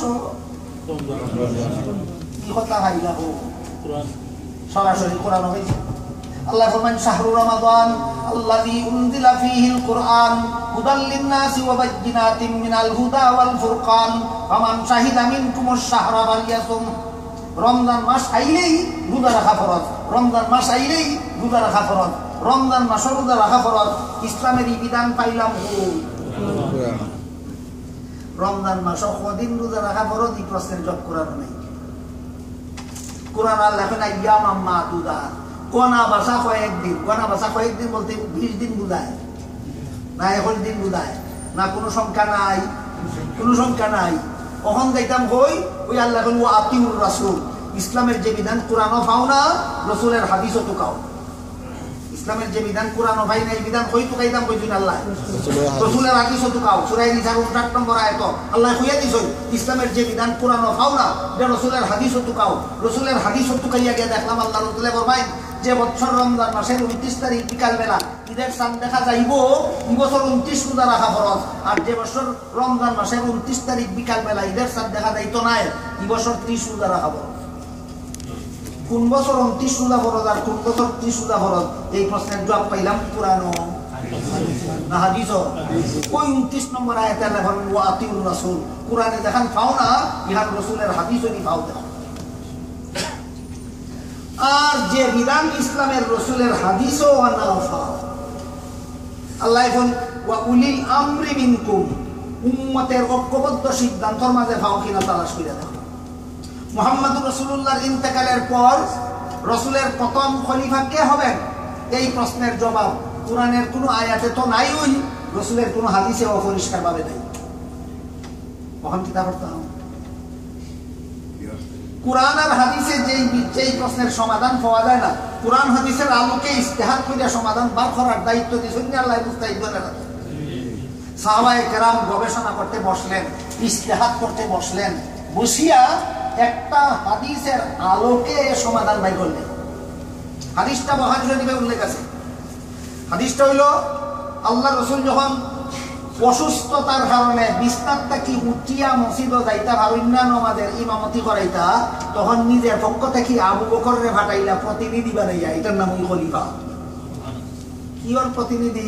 নমাজের জমাতের ইমামতির প্রতিনিধি।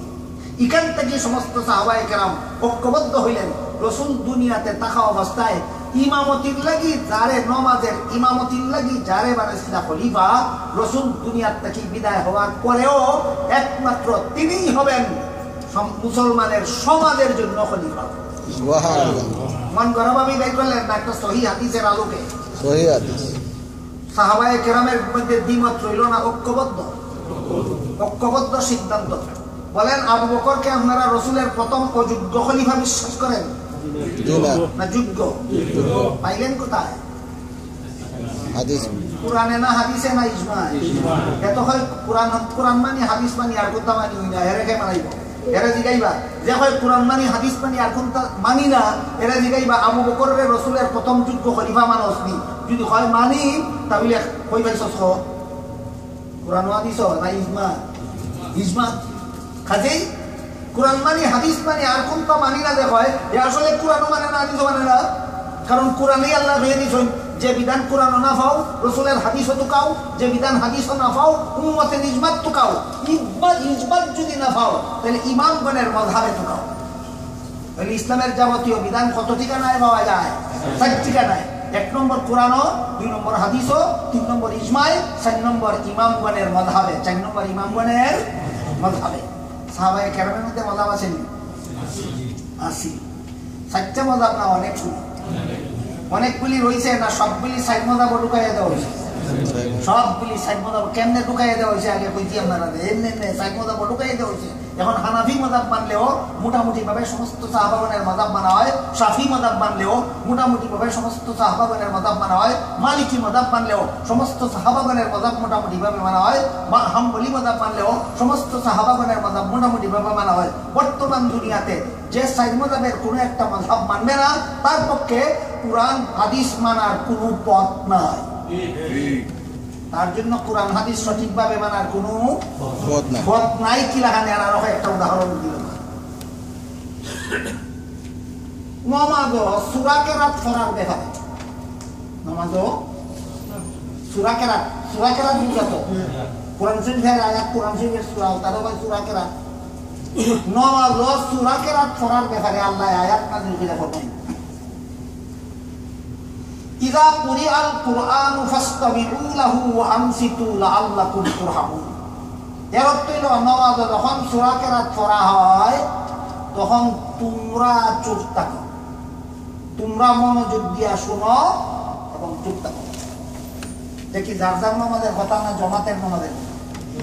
তোমরা যার যার নামাজে হয় না জমাতে? তোমরা মনোযোগ দিয়া শোনো। তোমরা বলতে ইমাম সাহেব না মুক্তাদিরা? তাহলে যখন পড়া হয় বলতে কে পড়বে? ইমাম। তাইলে আয়াতের মর্ম হইল জমাতের নামাজে ইমাম সাহেব যখন সূরা কেরাত পড়বেন তখন মুক্তাদিরা মনোযোগ দিয়া শুনো এবং চুপ থাকো। এবং চুপ থাকো। ওই জন্য কোরআন আল্লাহ মুক্তাদিরা চুপ থাকতো, বুঝেননি? ইয়া হয় সহিহ হাদিস আছে সূরা ফাতিহা মুক্তাদিরাও পড়া লাগে। প্রথম প্রশ্ন হলো সহিহ হাদিস কারে হয়? হাদিস পড়ার আছে। দ্বিতীয় কথা হলো আমি যদি একটু সময়ের লাগি মানি নাই যে সহিহ হাদিসও আছে সূরা ফাতিহা না পড়লে নামাজ হইতো না, কোরআন কেমনে মানতে হয়? তোমার কথা মতো আমি সহিহ হাদিস মানি নিলাম যে সূরা ফাতিহা যে ওই পড়তো না এর নামাজ হইতো না। আল্লাহ যে কোরআন হইয়া দিয়েছেন ইমাম সাহেব যখন নামাজের মধ্যে সূরা কেরাত পড়েন মুক্তাদি হল চুপ থাকো, চুপ থাকো, চুপ থাকো। এখন তোমার হাদিস মানলে তো কোরআন মানা হয় না, আমি কোন হতে যেতাম? কথা বুঝবা না বুঝবা না? কাজেই কোরআন হাদিস মানার পথ যারা কোন উস্তাদের কাছে কোরআন হাদিস শিখছে না এরা জানে না মাযহাবের ইমামগণ জানে? এখন দেখেন ইমাম আবু হানিফা রাহমাতুল্লাহ আলাইহি ইহা কেমনে পথ বার করে দিয়েছেন। কোরআন মানারও পথ আছে, হাদিস মানারও পথ আছে। কেমনে কেমনে বার করছেন? ইমাম আবু হানিফা কই এই ব্যাপারে কোরআনে খালি এক আয়াত নাই, আরো আয়াত আছে। এই ব্যাপারে রাসূলের খালি এক হাদিস নাই, সব হাদিস আছে। কোরআনের এক আয়াতে আল্লাহ ফরমাইন ফাকরাউ মা তায়াসসারা মিনাল কোরআন, কোরআনের যে অংশ পড়া তোমার জন্য সহজ হয় সেটাই করো। এই আয়াতের দ্বারা কোরআনের কোনো না কোনো অংশ পড়া ফরজ সাব্যস্ত হইল। এই আয়াতের দ্বারা কি সাব্যস্ত হইল? নামাজের মধ্যে কোরআনের কোনো না কোনো অংশ পড়া ফরজ। আর এক হাদিসে আল্লাহ রাসূল বলেন লা সালাতা লিমান লাম ইয়াকরা বিফাতিহাতিল কিতাব, যে ব্যক্তি নামাজে সূরাতুল ফাতিহা পড়বে না তার নামাজ হবে না। আরেক হাদিসে আল্লাহ রাসূল ফরমান যে হবে না মানে পরিপূর্ণ হবে না। দুই হাদিস মিলাইয়া আবু হানিফা বলেন সারমর্ম হইল যে কোরআনের যে কোনো অংশ পড়া ফরজ সাব্যস্ত হইল ফাকরাউ মা তায়াসসারা মিনাল কোরআন আয়াতের দ্বারা। আর এই দুই হাদিসের দ্বারা সূরাতুল ফাতিহা পড়া ওয়াজিব সাব্যস্ত হইল। কোরআনও মানা হইল, হাদিসও মানা হইল। আরেক হাদিসে আল্লাহ রাসূল বলেন মান কানা লাহু ইমামুন ফাকিরাআতুল ইমামি লাহু কিরাআতুন, যে ব্যক্তি ইমামের পিছনে নামাজ পড়বে তার পক্ষ থেকে সূরা কিরাত ইমামে পড়বে। কেন? আল্লাহ কোরআনে বলে দিয়েছেন তোমরা চুপ থাকতে। তাইলে যে হাদিসে রাসূলে কইছেন সূরা ফাতিহা না পড়লে নামাজ পরিপূর্ণ হইতো না, এই হাদিস কার লাগি? কোরআনের আয়াতে ঠিক করে দিল। এই হাদিস মুক্তাদির লাগি নাই, যে মুক্তাদি নাই তার লাগি। এটা হইল ব্যাপারটা। সূরা ফাতিহা না পড়লে নামাজ পরিপূর্ণ হইতো না, হাদিস আছে কি না নাই? আবার যে ইমামের পিছনে নামাজ পড়বে তার পক্ষ থেকে সূরা কিরাত ইমামে পড়বে, এও হত্যা হাদিস আছে কি না নাই? তোমরা মুক্তাদিরা ইমামে সূরা কিরাত পড়ার সময় চুপ থাকো, এও কথা আয়াত আছে কি না নাই? কোনটা মানবেন কোনটা না? হলটি মানতে হইলে হানাফি মাযহাবে একমত আছে। তুমি যদি কোনো মাযহাব মানো না হলটি মানার কোনো পথ নাই। হানাফি মাযহাব হলটি মানার পথ বার করে দিয়েছে। কিভাবে? ওই ফাকরাউ মা তায়াসসারা মিনাল কোরআনের দ্বারা, এই আয়াতের দ্বারা কোরআনের যে কোনো অংশ পড়া ফরজ সাব্যস্ত হইল। লা সালাতা লিমান লাম ইয়াকরা বিফাতিহাতিল কিতাব আয়াতের দ্বারা সূরা ফাতিহা ওয়াজিব সাব্যস্ত হইল। আর মান কানা লাহু ইমামুন ফাকিরাতুল ইমামি লাহু কিরাআতুন আয়াতের হাদিসের দ্বারা এই সূরা ফাতিহা পড়া ওয়াজিব সাব্যস্ত হইছে। কার লাগি? যে মুক্তাদি নাই তার লাগি। যে মুক্তাদি নাই তার লাগি। মুক্তাদি বাদ গেল কেন? কোরআনের আয়াতের দ্বারা বাদ গেছে। কোরআনের আয়াত আল্লাহ কিন্তু মুক্তাদি হয় চুপ থাকো চুপ থাকো চুপ থাকো। হে মুক্তাদি এও চুপ থাকে না, ওই হাদিস মতো নামাজ পড়ি। এইবার হাদিস মতো যে নামাজ পড়লে কোরআন মতো নামাজ পড়তে হয়। কথা বুঝলাম না বুঝলাম? তাইলে একটা হাদিস পাইলে আমল করা শুরু হলে না এই ব্যাপারে আর কোনো অন্য হাদিস দেখা লাগবে? একটা আয়াত পাইলে আমল করা শুরু করে দেওয়া লাগবো না এই ব্যাপারে আপনি কোনো আয়াত আছে দেখা লাগবো? কাজেই তুমি একটা হাদিস প্রতি পরিমাণে ভাইবিস লাইব্রেরি থেকে কিনিয়া ওইটা হইল ওই রুগী গেছিল ফার্মেসি গিয়ে দেখে অনেকগুলি ওষুধ আছে, কয় ডাক্তারের কাছে যেতাম কেন আমার ইচ্ছা মতো কিনা খাই দেয়। ও কাছা বহল ফার্মেসির মাঝে ওষুধের ভান্ডার আছে কিনা নাই? আছে। ঠিক তেমনি ভাবে কোরআন হাদিসের মাঝে সমাধানের ভান্ডার আছে। এই কারণে তুমি যদি যেটা ভাবো ওইটাই আমল করা শুরু করো, তোমার আল্লাহ ভাবার কোনো ভাব নাই। কাজেই যেমন ভাবে ফার্মেসিতে লক্ষ ঔষধের ভান্ডার থাকলেও যতক্ষণ পর্যন্ত সুযোগ্য ডাক্তার প্রেসক্রিপশন না করবে ততক্ষণ পর্যন্ত তুমি ওষুধ কিনা খাইতে পারো না। ঠিক তেমনি ভাবে কোরআন হাদিসে লক্ষ কথার ভান্ডার আছে, যতক্ষণ পর্যন্ত মুস্তাহিদ ইমাম সমাধান করে আনা দিবে ততক্ষণ পর্যন্ত তুমি আমল করতে পারো না। ঠিক হয় কোরআন হয়েছে আমল করছি দুষ্পিতা, হাদিস হয়েছে আমল করছি দুষ্পিতা, এখন দুটা দুষ্পিতা। কোরআন ভাইয়া আমল হলে দুষ্পিতা। কোরআনে দেখা যাচ্ছে আল্লাহ ফরমায় ওয়া আলাল্লাযিনা ইউতিকুনাহু ফিদিয়াতুন তুআমু মিসকিন, যারা রোজা রাখতে পারো তোমরা রোজা না রাখিয়া সদকা করিলে চলবে। এই অর্থ বুঝাই যাবে আল্লাহ আয়াত কারিমে। এই আয়াত এখনো কোরআনের ভিত্তি আছে। কোরআনের ভিত্তি আয়াত এখনো আছে, কিয়ামত পর্যন্ত থাকবে। আল্লাহ বলেন তোমরা যারা রোজা রাখতে পারো না রাখিয়া ফিদিয়া দিলাও, মিসকিনদের 2 বেলা এক রোজার বদলা খাওয়াইলে চলবো। আয়াত কোরআনের ভিত্তি আছে। বাপের বেটা হইলে মান, বলে কোরআন ভাইলি মানুষ মান।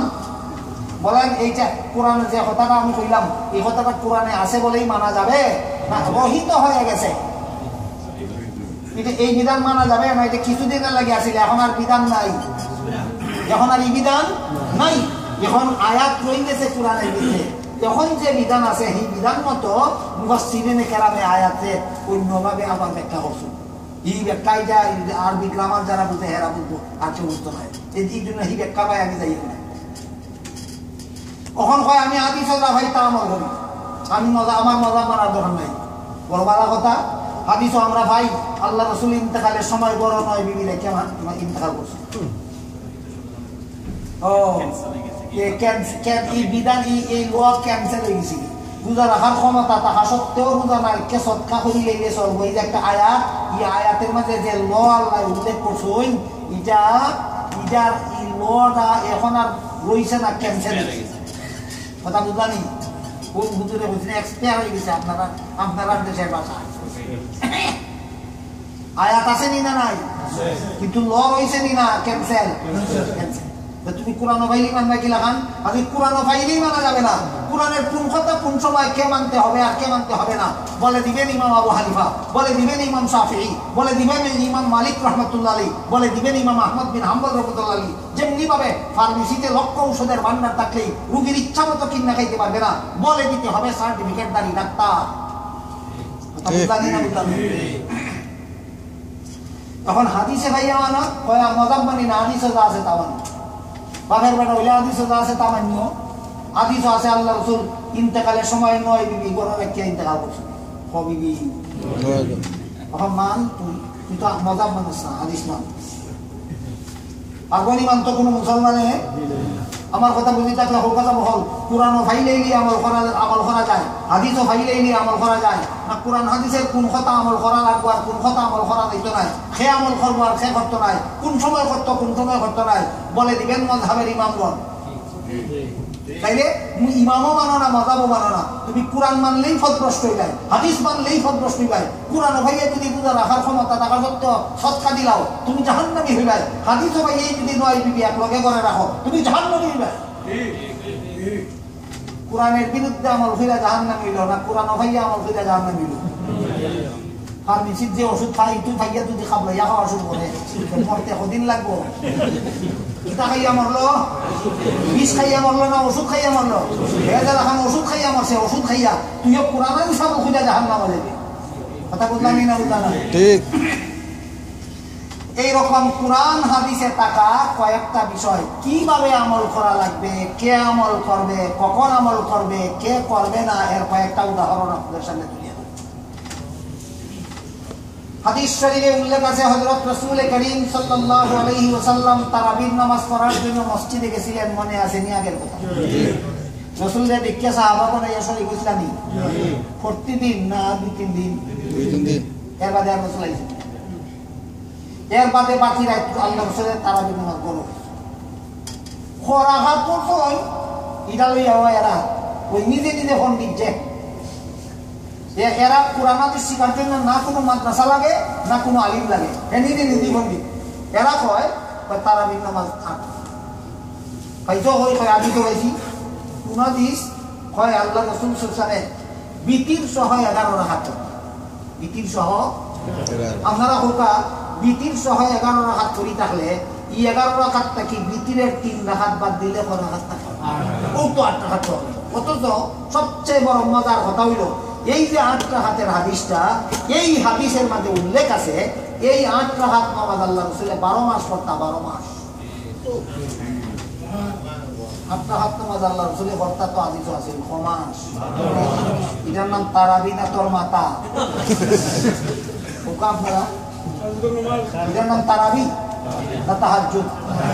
কিসের হাদিস দিয়া কিসের দলিল দেয়? ওই নিজে নিজে পণ্ডিত আর হল। কথা বুঝলানি না বুঝলা না? নিজে নিজে পণ্ডিত, হে কোরআন হাদিস শিখতে কোনো মাদ্রাসাও লাগে না, হে কোরআন হাদিস শিখতে কোনো উস্তাদও লাগে না, নিজে নিজেই পণ্ডিত। আরেক হাদিসে উল্লেখ আছে হযরত রাসূল করিম সাল্লাল্লাহু আলাইহি ওয়াসাল্লাম বিতির সহ 23 রাকাত, বিতির সহ 23 রাকাত। বলেন 23 রাকাত থেকে বিতিরের 3 রাকাত বাদ দিলে কত রাকাত থাকে? এই হাদিসে উল্লেখ আছে এই 20 রাকাত নামাজ আল্লাহ রাসূল শুধু রমজানে পড়তেন, শুধু রমজানে। 8 রাকাত নামাজ পড়তেন 12 মাস, 20 রাকাত নামাজ পড়তেন শুধু রমজানে। সুতরাং 12 মাসেরটা হইল তারাবি না তাহাজ্জুদ, তাহাজ্জুদ। আর 20 রাকাতেরটা হইল তারাবি। রাকাত আলাদা, নাম আলাদা, সময় আলাদা। বলা কিছু নি ফাঁকা হয় হাদিস মতো তারাবি, হাদিস মতো তারাবি করছে না কি? হাদিস কেমন মানছে এটা বুঝার লাগে আপনারা এখন একটা কিচ্ছা হওয়া আছে। কিচ্ছা কিচ্ছা কিচ্ছা তো কিচ্ছা ওই এক্সাম্পল ও উদাহরণ কঠিন কথা বুঝার লাগে। বাংলাদেশে এক কিসিম এক ডাক্তার আছে, এটা কয় বাংলা ভাষা কয় হাতুড়ে ডাক্তার। আপনারা দেশে কেমনে কইলে বুঝবো আমি জানি না, ঠিক আছে। আসলে ডাক্তারি কোনো লেখাপড়া নাই, ওই এমনি টুকা মুক্কা কিছু শিখছে, তার কাছ থেকে জিগাই জিগাই দেখি দেখি হুনি শিখছে ওই চিকিৎসা। ওইটা বাংলা ভাষা কয় হাতুড়ে ডাক্তার। এমন এক হাতুড়ে ডাক্তারের কাছে এই দেশ হইতে নাই, এর লাগি জানি আমার কঠিন। এক বেটা সন্ধ্যাবেলায় চোখে দেখে না, সন্ধ্যাবেলায় চোখে দেখে না, প্রথম রুগী আছে না, ইধারে বাংলা ভাষা কয় রাত কানা, বাংলা ভাষায় কয় রাত কানা, সন্ধ্যার সময় চোখে দেখে না। গিয়া এই হাতুড়ে ডাক্তারের কাছে গিয়া কয়, ডাক্তার সাহেব আমি সন্ধ্যাবেলায় চোখে দেখি না, আপনার কাছে কোনো চিকিৎসা আছে? কয় চিকিৎসা আমি বই দীক্ষা করি, মুখস্থ চিকিৎসা করি না। বলা কথা দেখো, বই একটা বার করছে, বার করে উল্টাইয়া পাল্টাইয়া আস্তা হয় ভাইছি ভাইছি তোমার চিকিৎসা পাইছি। ও বইয়ের একটা পৃষ্ঠার শেষের লাইনের মাঝে লেখা, চক্ষু রোগীকে লোহার শলাকা দগ্ধ করে পায়খানার রাস্তার পাশে দাগ দিতে হবে। পৃষ্ঠাও শেষ, লাইনও শেষ, পৃষ্ঠাও শেষ, লাইনও শেষ, ফুল স্টপও নাই, কমাও নাই, ফুল স্টপও নাই, কমাও নাই, পৃষ্ঠাও শেষ, লাইনও শেষ। মানে কিতাব না যাব কথা শেষ না, ই পৃষ্ঠা চলছে আর পৃষ্ঠ উঠেছে না, ভাই লিখি তোমার চিকিৎসা বলে কিতাব বলে এই লেখা। কোন বেটারে কোনো রকম বুঝাইয়া সুদাইয়া মানাইছই, ওয়ার্ষিক লাল দুইটা তার হক আমদাক দিত, 10 জনে যাতাইয়া ধরছে, আর ডাক্তারে ওয়ার্ষিক লাল দুইটা তার হক আমদাক দিয়ে ছাড়ি। আগে তো সন্ধ্যের সময় চলতে পারতো না, যখন দিন চলতে পারে হাসপাতাল গেছে চিকিৎসা লাগে। হাসপাতালের সার্জনে জিজ্ঞাসা তোমার মুখ কেমনে কেমনে হইল, ওই চোখের চিকিৎসাটা কি হয়েছে? কেমনে বলে এমনি। ওই হাসপাতালের সার্জন ওই ডাক্তার সাহেব খবর দিলা, তুমি যে বই দীক্ষা রোগীর চিকিৎসা করছিলা বইখান লইয়া আমার কাছে আও। গেছে বলে কই যাইতে বলে ও চক্ষু রোগীকে লোহার শলাকা দগ্ধ করে পায়খানার রাস্তার পাশে দাগ দিতে হয়। ডাক্তারে কয় এখানে তো পৃষ্ঠা শেষ, লাইন শেষ, দাড়ি কমাতো নাই, পৃষ্ঠা উল্টাও দেখি, তখন পৃষ্ঠা উল্টাইছে। বাদের পৃষ্ঠার হইলা লাইনে লেখা, রুগীটা যদি চতুর্থ পর্যন্ত হয়। এই ডাক্তারে আর কি হাদিস, এই হাদিস হাদিস মতো তারা বিবর্ণওয়ালায় মিলছে। এই ডাক্তারে যারা হাদিস মতো তারা বিবরে, এই ডাক্তারের বই পড়া, বই বুঝা আর এরা হাদিস বুঝা একরকম হয়েছে না হয়েছে না? হয় মজাব মানি না হাদিস মানি, কথা বুঝলানি না বুঝলা না, না মজাব মানলো না হাদিস মানলো না, কিছুই মানলো না, কিছুই মানলো। এরকম কয়েকটা হাদিসের উদাহরণ দিই। একটা হইল যে এরা হয় হাদিস মতো তারা বিপদে করা হাত কলকাতা বড় তোহানের কথা বুঝি থাকলে তারা বিঘ্নবাদ হাদিস মতো 8 টাকা, হাদিস মতোই 20 টাকা, হাদিস মতোই 20 টাকা। আরো মজার কথা হলো, সহিহ বুখারী শরীফের হাদিসে উল্লেখ আছে এই 20 রাকাত নামাজ হযরত উমরে জামাতের সাথে পড়ার ব্যবস্থা চালু করছিলেন। আল্লাহ রাসূলের জামাতের ব্যবস্থা চালু করছিলেন না, 1-2 দিন করছিলেন। আর উমরে কিটা করছিলেন, এই 20 রাকাত নামাজ জামাতে পড়া চালু করছিলেন। এই হাদিসটা বুখারী শরীফের মাঝে আছে। আল্লাহর রাসূলের এই হযরত উমরের এই কথাটা হযরত রাসূলের বিশিষ্ট সাহাবী হযরত ইবনে মাসউদে বয়ান করেছেন। আব্দুল্লাহ ইবনে মাসউদের কথা বলছি আগে। আব্দুল্লাহ ইবনে মাসউদ একজন বিশিষ্ট সাহাবী, ইনি বলেন হযরত উমরে এই 20 রাকাত নামাজের জামাত চালু করছেন, আছে বুখারী শরীফের হাদিস। এখন করছে কিটা, এরা তো কথায় কথায় এখন বুখারী শরীফের সহিহ হাদিস মানে, কিন্তু বুখারী শরীফের সহিহ হাদিস মতো তারা 20 রাকাত প্রমাণ হইয়া যায়। ওখান কিটা করতো, ওখানে তাই বুখারী শরীফের একটা অনুবাদ ট্রান্সলেশন বের করছে। নিজে নিজে যারা হাদিস শিখে যাদের হাদিস শিখতে কোনো মাদ্রাসাও লাগে না, কোনো উস্তাদও লাগে না, এরা যখন দেখলো বুখারী শরীফের হাদিসের দ্বারা তারা ভিন্ন মাস 20 টাকাত প্রমাণ হইয়া যায়, তখন এরা বুখারী শরীফের একটা ইংরেজি অনুবাদ গ্রন্থ বাই করছে, ভুল কইছি, বাংলা অনুবাদ গ্রন্থ বাই করছে।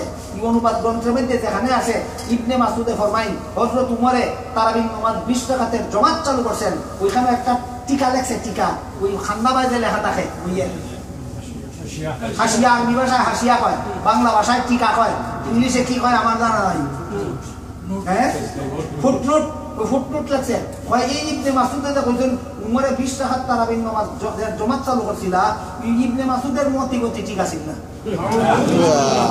দামলাল ঘরে কয়, শয়তান ঘরে কয়, হাদিস মানে না হাদিস নিয়ে শয়তানি করে, হাদিস নিয়ে শয়তানি। বুখারী শরীফ মানার দোহাই দিয়া বুখারী শরীফের হাদিস নিয়ে কি পরিমাণ শয়তানি চিন্তা করে দেখো। কেন একটা হাদিস মানার অবস্থায় এদের। এবার আসেন আরেকটা হাদিস মানার অবস্থা। হাদিস শরীফে উল্লেখ আছে হযরত রাসূল করিম সাল্লাল্লাহু আলাইহি ওয়াসাল্লাম সাহাবায়ে কেরামদেরকে নামাজের জমাতের কাতার সুদা করার জন্য খুব বেশি গুরুত্ব দিতেন। সাহাবায়ে কেরাম বলেন রাসূলের গুরুত্ব দেওয়ার কারণে আমরা কাতার সুদা করতাম খান্দে খান্দে মিলাইয়া, ফায়ে ফায়ে মিলাইয়া। সাইজের সাইডম্যানের খান্দের সাথে আমার খান লাগাইয়া দেওয়া না বরাবর করা, দুইটার একটা মানতি দেয়, দুইটার একটা মানতি দেয়। আমার ডাইনের সাইডম্যানের খান্দের লগে আমার খান লাগাইয়া দিলে মিলানি হয় না বরাবর করলে মিলানি হয়। যদি হও লাগাইয়া দিলে আমি মানতে রাজি আছি। আমার ডাইনের সাইডম্যানের খান্দের সাথে আমার ডাইন খান লাগাই দিলাম, বাউয়ের সাইডম্যানের খান্দের সাথে বাউ খান লাগাই দিলাম, ইলেখান খাতার সুদা করলে ট্যাং দুইটা সরানির কি পরিমাণ জায়গা থাকে কম। হাদিস মানলো কই কই হাদিস মানছো তুমি? হাদিস তো বুঝছই না, মানবাই বুদ্ধি। আর যদি কও বলে না খান্দে খান্দে মিলানির অর্থ লাগাইয়া দেওয়া না, খান্দে খান্দে মিলানির অর্থ বরাবর করা, খান্দে খান্দে বেলায় বরাবর করা বুঝলে ঠেঙ্গে ঠেঙ্গে লাগাইয়া দেওয়া বুঝলে কই কোকাসা বহল হাদিস মানলো না জানলো না। আর এই ব্যাপারে হাদিস খালি একটা দুইটা নাই, এক হাদিসে আল্লাহ রাসূল ফরমাই তোমরা খাতার সুদা করো এমন ভাবে যেন খাতারের মাঝখানে কোনো ফাঁক না থাকে, যেন খাতারের মাঝখানে কোনো ফাঁক না থাকে। আরে হাদিসে আল্লাহ রাসূল ফরমাই কাতার সুদা করো এমন ভাবে যে খাতারের মধ্যে এমন ফাঁক রাখতো না যে ফাঁকের মধ্যে শয়তান উপায়, ফাঁক রাখলে ফাঁক শয়তান উপায়। এক হাদিসে কইছেন ফাঁক রাখতো না, আর এক হাদিসে কইছেন ফাঁক রাখলে কি তো হয় শয়তান উপায়। শয়তান উপায় তো হতো না, ফাঁক রাখতাম না খুব মতো যদি উপায়, তাহলে তাইনার খানদের মাঝে আমার খান সইব নি না সইতো না? সইব। কিলা খান সোয়া সইতো।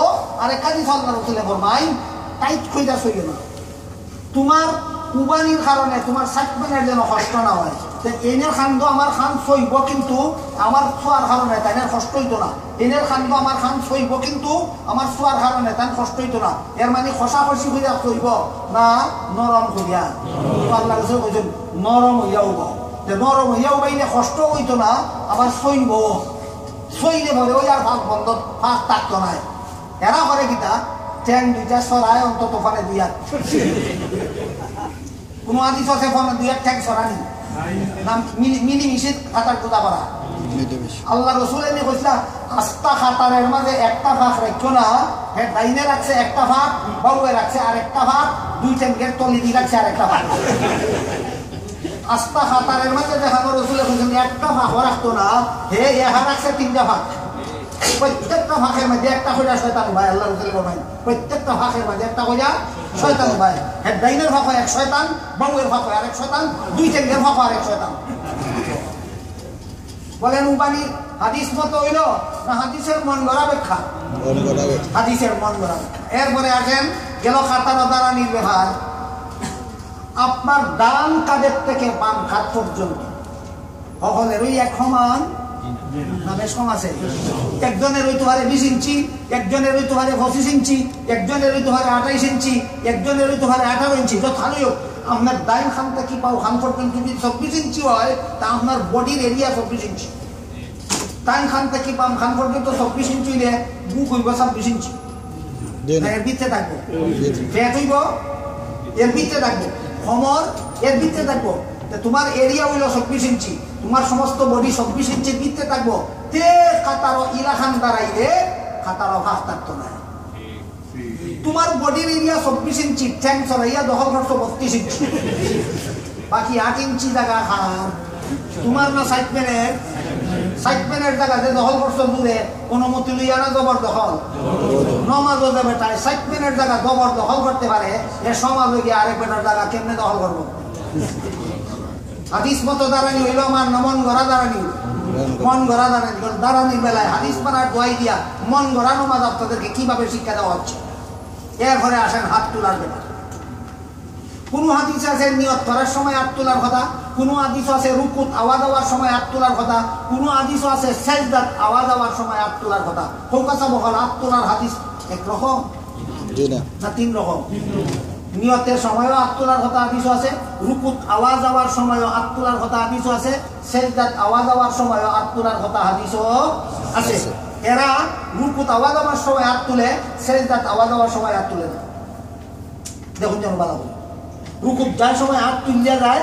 রুকুত থেকে উঠতে আবার হাত তুলে কিন্তু সেজদাত যাওয়ার সময়ও হাত তুলে না সেজদাত থেকে উঠতেও হাত তুলে না সেজদার সময় তুলে না হাদিস মাল্লায় কথা বুঝলাম নিজাল আপনারা যদি হয় হাদিস আছে রুকুত আওয়াজ হওয়ার সময় হাত তোলার কথা তুললা না কেন মুখ বরাবর হইবা হাদিস আছে সেজদাত আওয়াজ হওয়ার সময় হাত তোলার কথা আছে হাদিস তুললাই না কেন তুমি যে কারণে সেজদার বেলায় হাত তুলছো না একই কারণে আমি রুকুর বেলায় হাত তুলছি না কথা বুঝতে পারছি নি গেল হাত তোলার ব্যাপার এরপরে হাত বান্দার ব্যাপার হাত বান্দার কথা আগে কইছি এক হাদিস আছে নবীন নিচে হাত বান্দার কথা আর এক হাদিস আছে সিনায় হাত বান্দার কথা আবু হানিফা বলেন নবীন নিচে হাত বাঁধবে পুরুষেরা সিনায় হাত বাঁধবে নারী লোকেরা মেয়ে লোকেরা এরা বেটাইতেও সিনাত হাত বাঁধবে বেটিনতেও সিনাত হাত বাঁধবে অথচ নবীন নিচে হাত বান্দার কথা সহি হাদিসে আছে মানলো হাদিস না জানলো না হাদিস মানবে দূরের কথা জানলো না এরপরে আমিন বলা হাদিস শরীফে আল্লাহ রাসূল বলেন ইমাম সাহেব যখন সূরা ফাতিহা পড়ে শেষ করেন মুসল্লিরা শুনতে পারে কোন নামাজে আসরে আর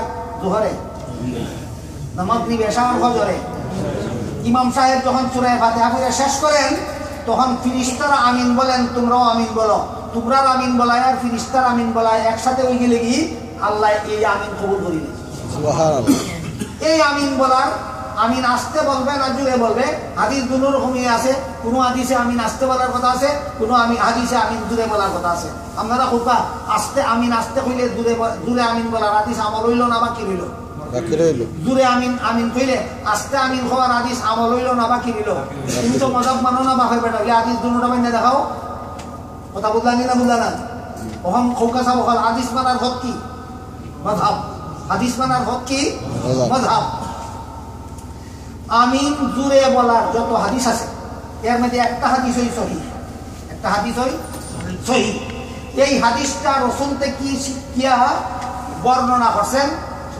বিশিষ্ট সাহাবী হযরত ওয়াইল ইবনে হুজর রাদিয়াল্লাহু তাআলা ইনি বলেন আমি মুসলমান হওয়ার পর থেকে আল্লাহর রাসূলে 20 দিন আমারে লগে লগে লইয়া নামাজ পড়তেন আমারে নামাজ শিখাইতা হল ওয়াইল নামের সাহাবী তিনি বলেন আমি মুসলমান হওয়ার পরে রাসূলের 20 দিন পর্যন্ত আমারে লগে লগে লইয়া নামাজ পড়তেন নামাজ শিখাইতা করি যখন নামাজের ইমামতিতে রাসূল উবাইতেন তখন আমারে রাসূলের পিছে উবা করাইতেন আমি রাসূল কেমনে নামাজ পড়েন দেখি দেখি শিখতাম কতদিন এই 20 দিনের মধ্যে হযরত ওয়াইল ইবনে হুজর রাদিয়াল্লাহু তাআলা আনহু বলেন এই 20 দিনের মধ্যে আল্লাহর রাসূলের 3 বার অর্থাৎ 3 দিন আমিন জুরে হইছই আমারে শিখাইতা করি যে এখানে আই আমিন হওয়া লাগে রাসূলের সাথে রেখে নামাজ গাইছেন ওয়াইল রে কতদিন 20 দিন এর মধ্যে 3 দিন আমিন জুরে হইছেন কিতাল লাগি ইমাতা আমারে শিখাইতা করি যে এখানে আই আমিন হওয়া লাগে আর বাকি 17 দিন হই রাসূলে আমিন আসতে কইছেন কিতাল লাগি আমারে হিকানিন লাগি আমিন আসতে কোয়া সুন্নাত ফোকাসা বহল রাসূলে আমিন জুরে হইছেন কথা হাদিস আছে রাসূলে আমিন আসতে কইছেন কথা হাদিস আছে আসতে হাদিস বুকাইয়া রাখে জুরে জুরে আমিন হওয়ার কথা হাদিস আছে কইয়াছি মসজিদে আমিন কইয়াছি লিমারে তুই হাদিস কি পুরার দিন বুঝছস যে সাহাবী হাদিস বর্ণনা করছেন এই সাহাবী নিজে ফরমাই যে রাসূলে যে 3 দিন আমারে করে লইয়া আমিন জুরে হইছেন আমিন জুরে হওয়া সুন্নত বুঝানির লাগি নাই এখানে যে আমিন হওয়া লাগে ওখানে আমার এই কাজই লাগি আর এই 3 দিন ছাড়া বাকি 17 দিন ওই রাসূলে আমিন আসতে কইছেন আমিন আসতে হওয়া সুন্নত বুঝানির লাগি বুঝি থাকলে হকাসা বহল আমিন রাসূলে জুরে হইছেন সুন্নত বুঝানির লাগি না আমিন হওয়া শিক্ষা দিবার লাগে আর বাকি সব সময় রাসূলে আমিন আসতে কইছেন কিতার লাগি এর বাদেও এই হানাফি মাযহাবের ইমাম, হানাফি মাযহাবের মুয়াজ্জিন, হানাফি মাযহাবের মুসল্লি, হানাফি মাযহাবের কমিটি আইয়া সল্লাহ কইরা পাঁচটায় ভাত খানো ভাই মসজিদের সাইড কোণার চারটা আর ইমামের হিসে আর একটা সূরাতুল ফাতিহা পড়ে শেষ করলেই পাঁচটায় ভাষণ থেকে দূরে সিল্লি মাইরা আমিন হয়। মুসল্লিরা আপনারা যখন থেকে নিতে কিতা এটা তো কোনোদিন শুনছিলাম না কিতা বললাই তো এইটাও হাদিসও আছে তোমরা যারা আমিন আসতে হও এটা হাদিস মতো নমাজ নাই তোলো মন গড়া নমাজ তোমরা নমাজ হইছে না। আমি কইতাম চাই আমরা নমাজ হইছি না হইছে না এই বিচার ঘরে হইব। তোর বাপ দাদা 14 গোষ্ঠী আমিন আসতে কইছিল না দূরে কইছিল আগে হোক আসতে কইছিল। তোর বাপ দাদার নমাজের খবর কিতা? তোর বাপ দাদা তো খবরও আছে, খবরও নি না খবরও নাই। তোর বাপ দাদা তো খবর আছে এরা তো আমি নাচতে কইছে, আমি নাচতে কইলে যদি নমাজ না হইয়া থাকে তোর বাপের নমাজ না হই ওইছে না খবর গেছে কি? তোর দাদার নমাজ হইছে না খবর গেছে কি? তোর বড় দাদার নমাজ হইছে না খবর গেছে কি? তার নমাজকে ঠিক করবা ফের বেটা হইলে আমার নমাজ সহি আমার নমাজ যে যে সাহাবী আমিন হওয়ার হাদিস রওয়ায়াত করেন এই হাদিস এই সাহাবী নিজে কইন আমিন আসতে বলা সুন্নাত, আমিন দূরে বলা সুন্নাত নয়। রাসূল 3 দিন আমিন দূরে বলছেন আমিন বলা শিক্ষা দেওয়ার জন্য, আর বাকি সব সময় রাসূল আমিন বলতে আসতে বলছেন আমিন আসতে বলা সুন্নাত শিক্ষা দেওয়ার জন্য। কথা বুঝি থাকলে হোকাসা বহল এতক্ষণে যারা যে যে আলোচনাগুলি করলাম এর দ্বারা কি বুঝলেন আপনারা? মজাব না মানলেই হাদিস মানা যায় না, হাদিস মানার একমাত্র হক মজাব মানা, হাদিস মানার একমাত্র হক মযহাব মানা। আল্লাহ পাক রব্বুল আলামিন আপনাদেরকে আমাদেরকে চার মযহাবের কোনো এক মযহাব মানার মাধ্যমে যথাযথভাবে কোরআন হাদিস মানিয়া আল্লাহ এবং আল্লাহ রাসূলের সন্তুষ্টি লাভ করার তৌফিক দেউকা। আর এইগুলি মানতে হইলে মাদ্রাসা থাকতে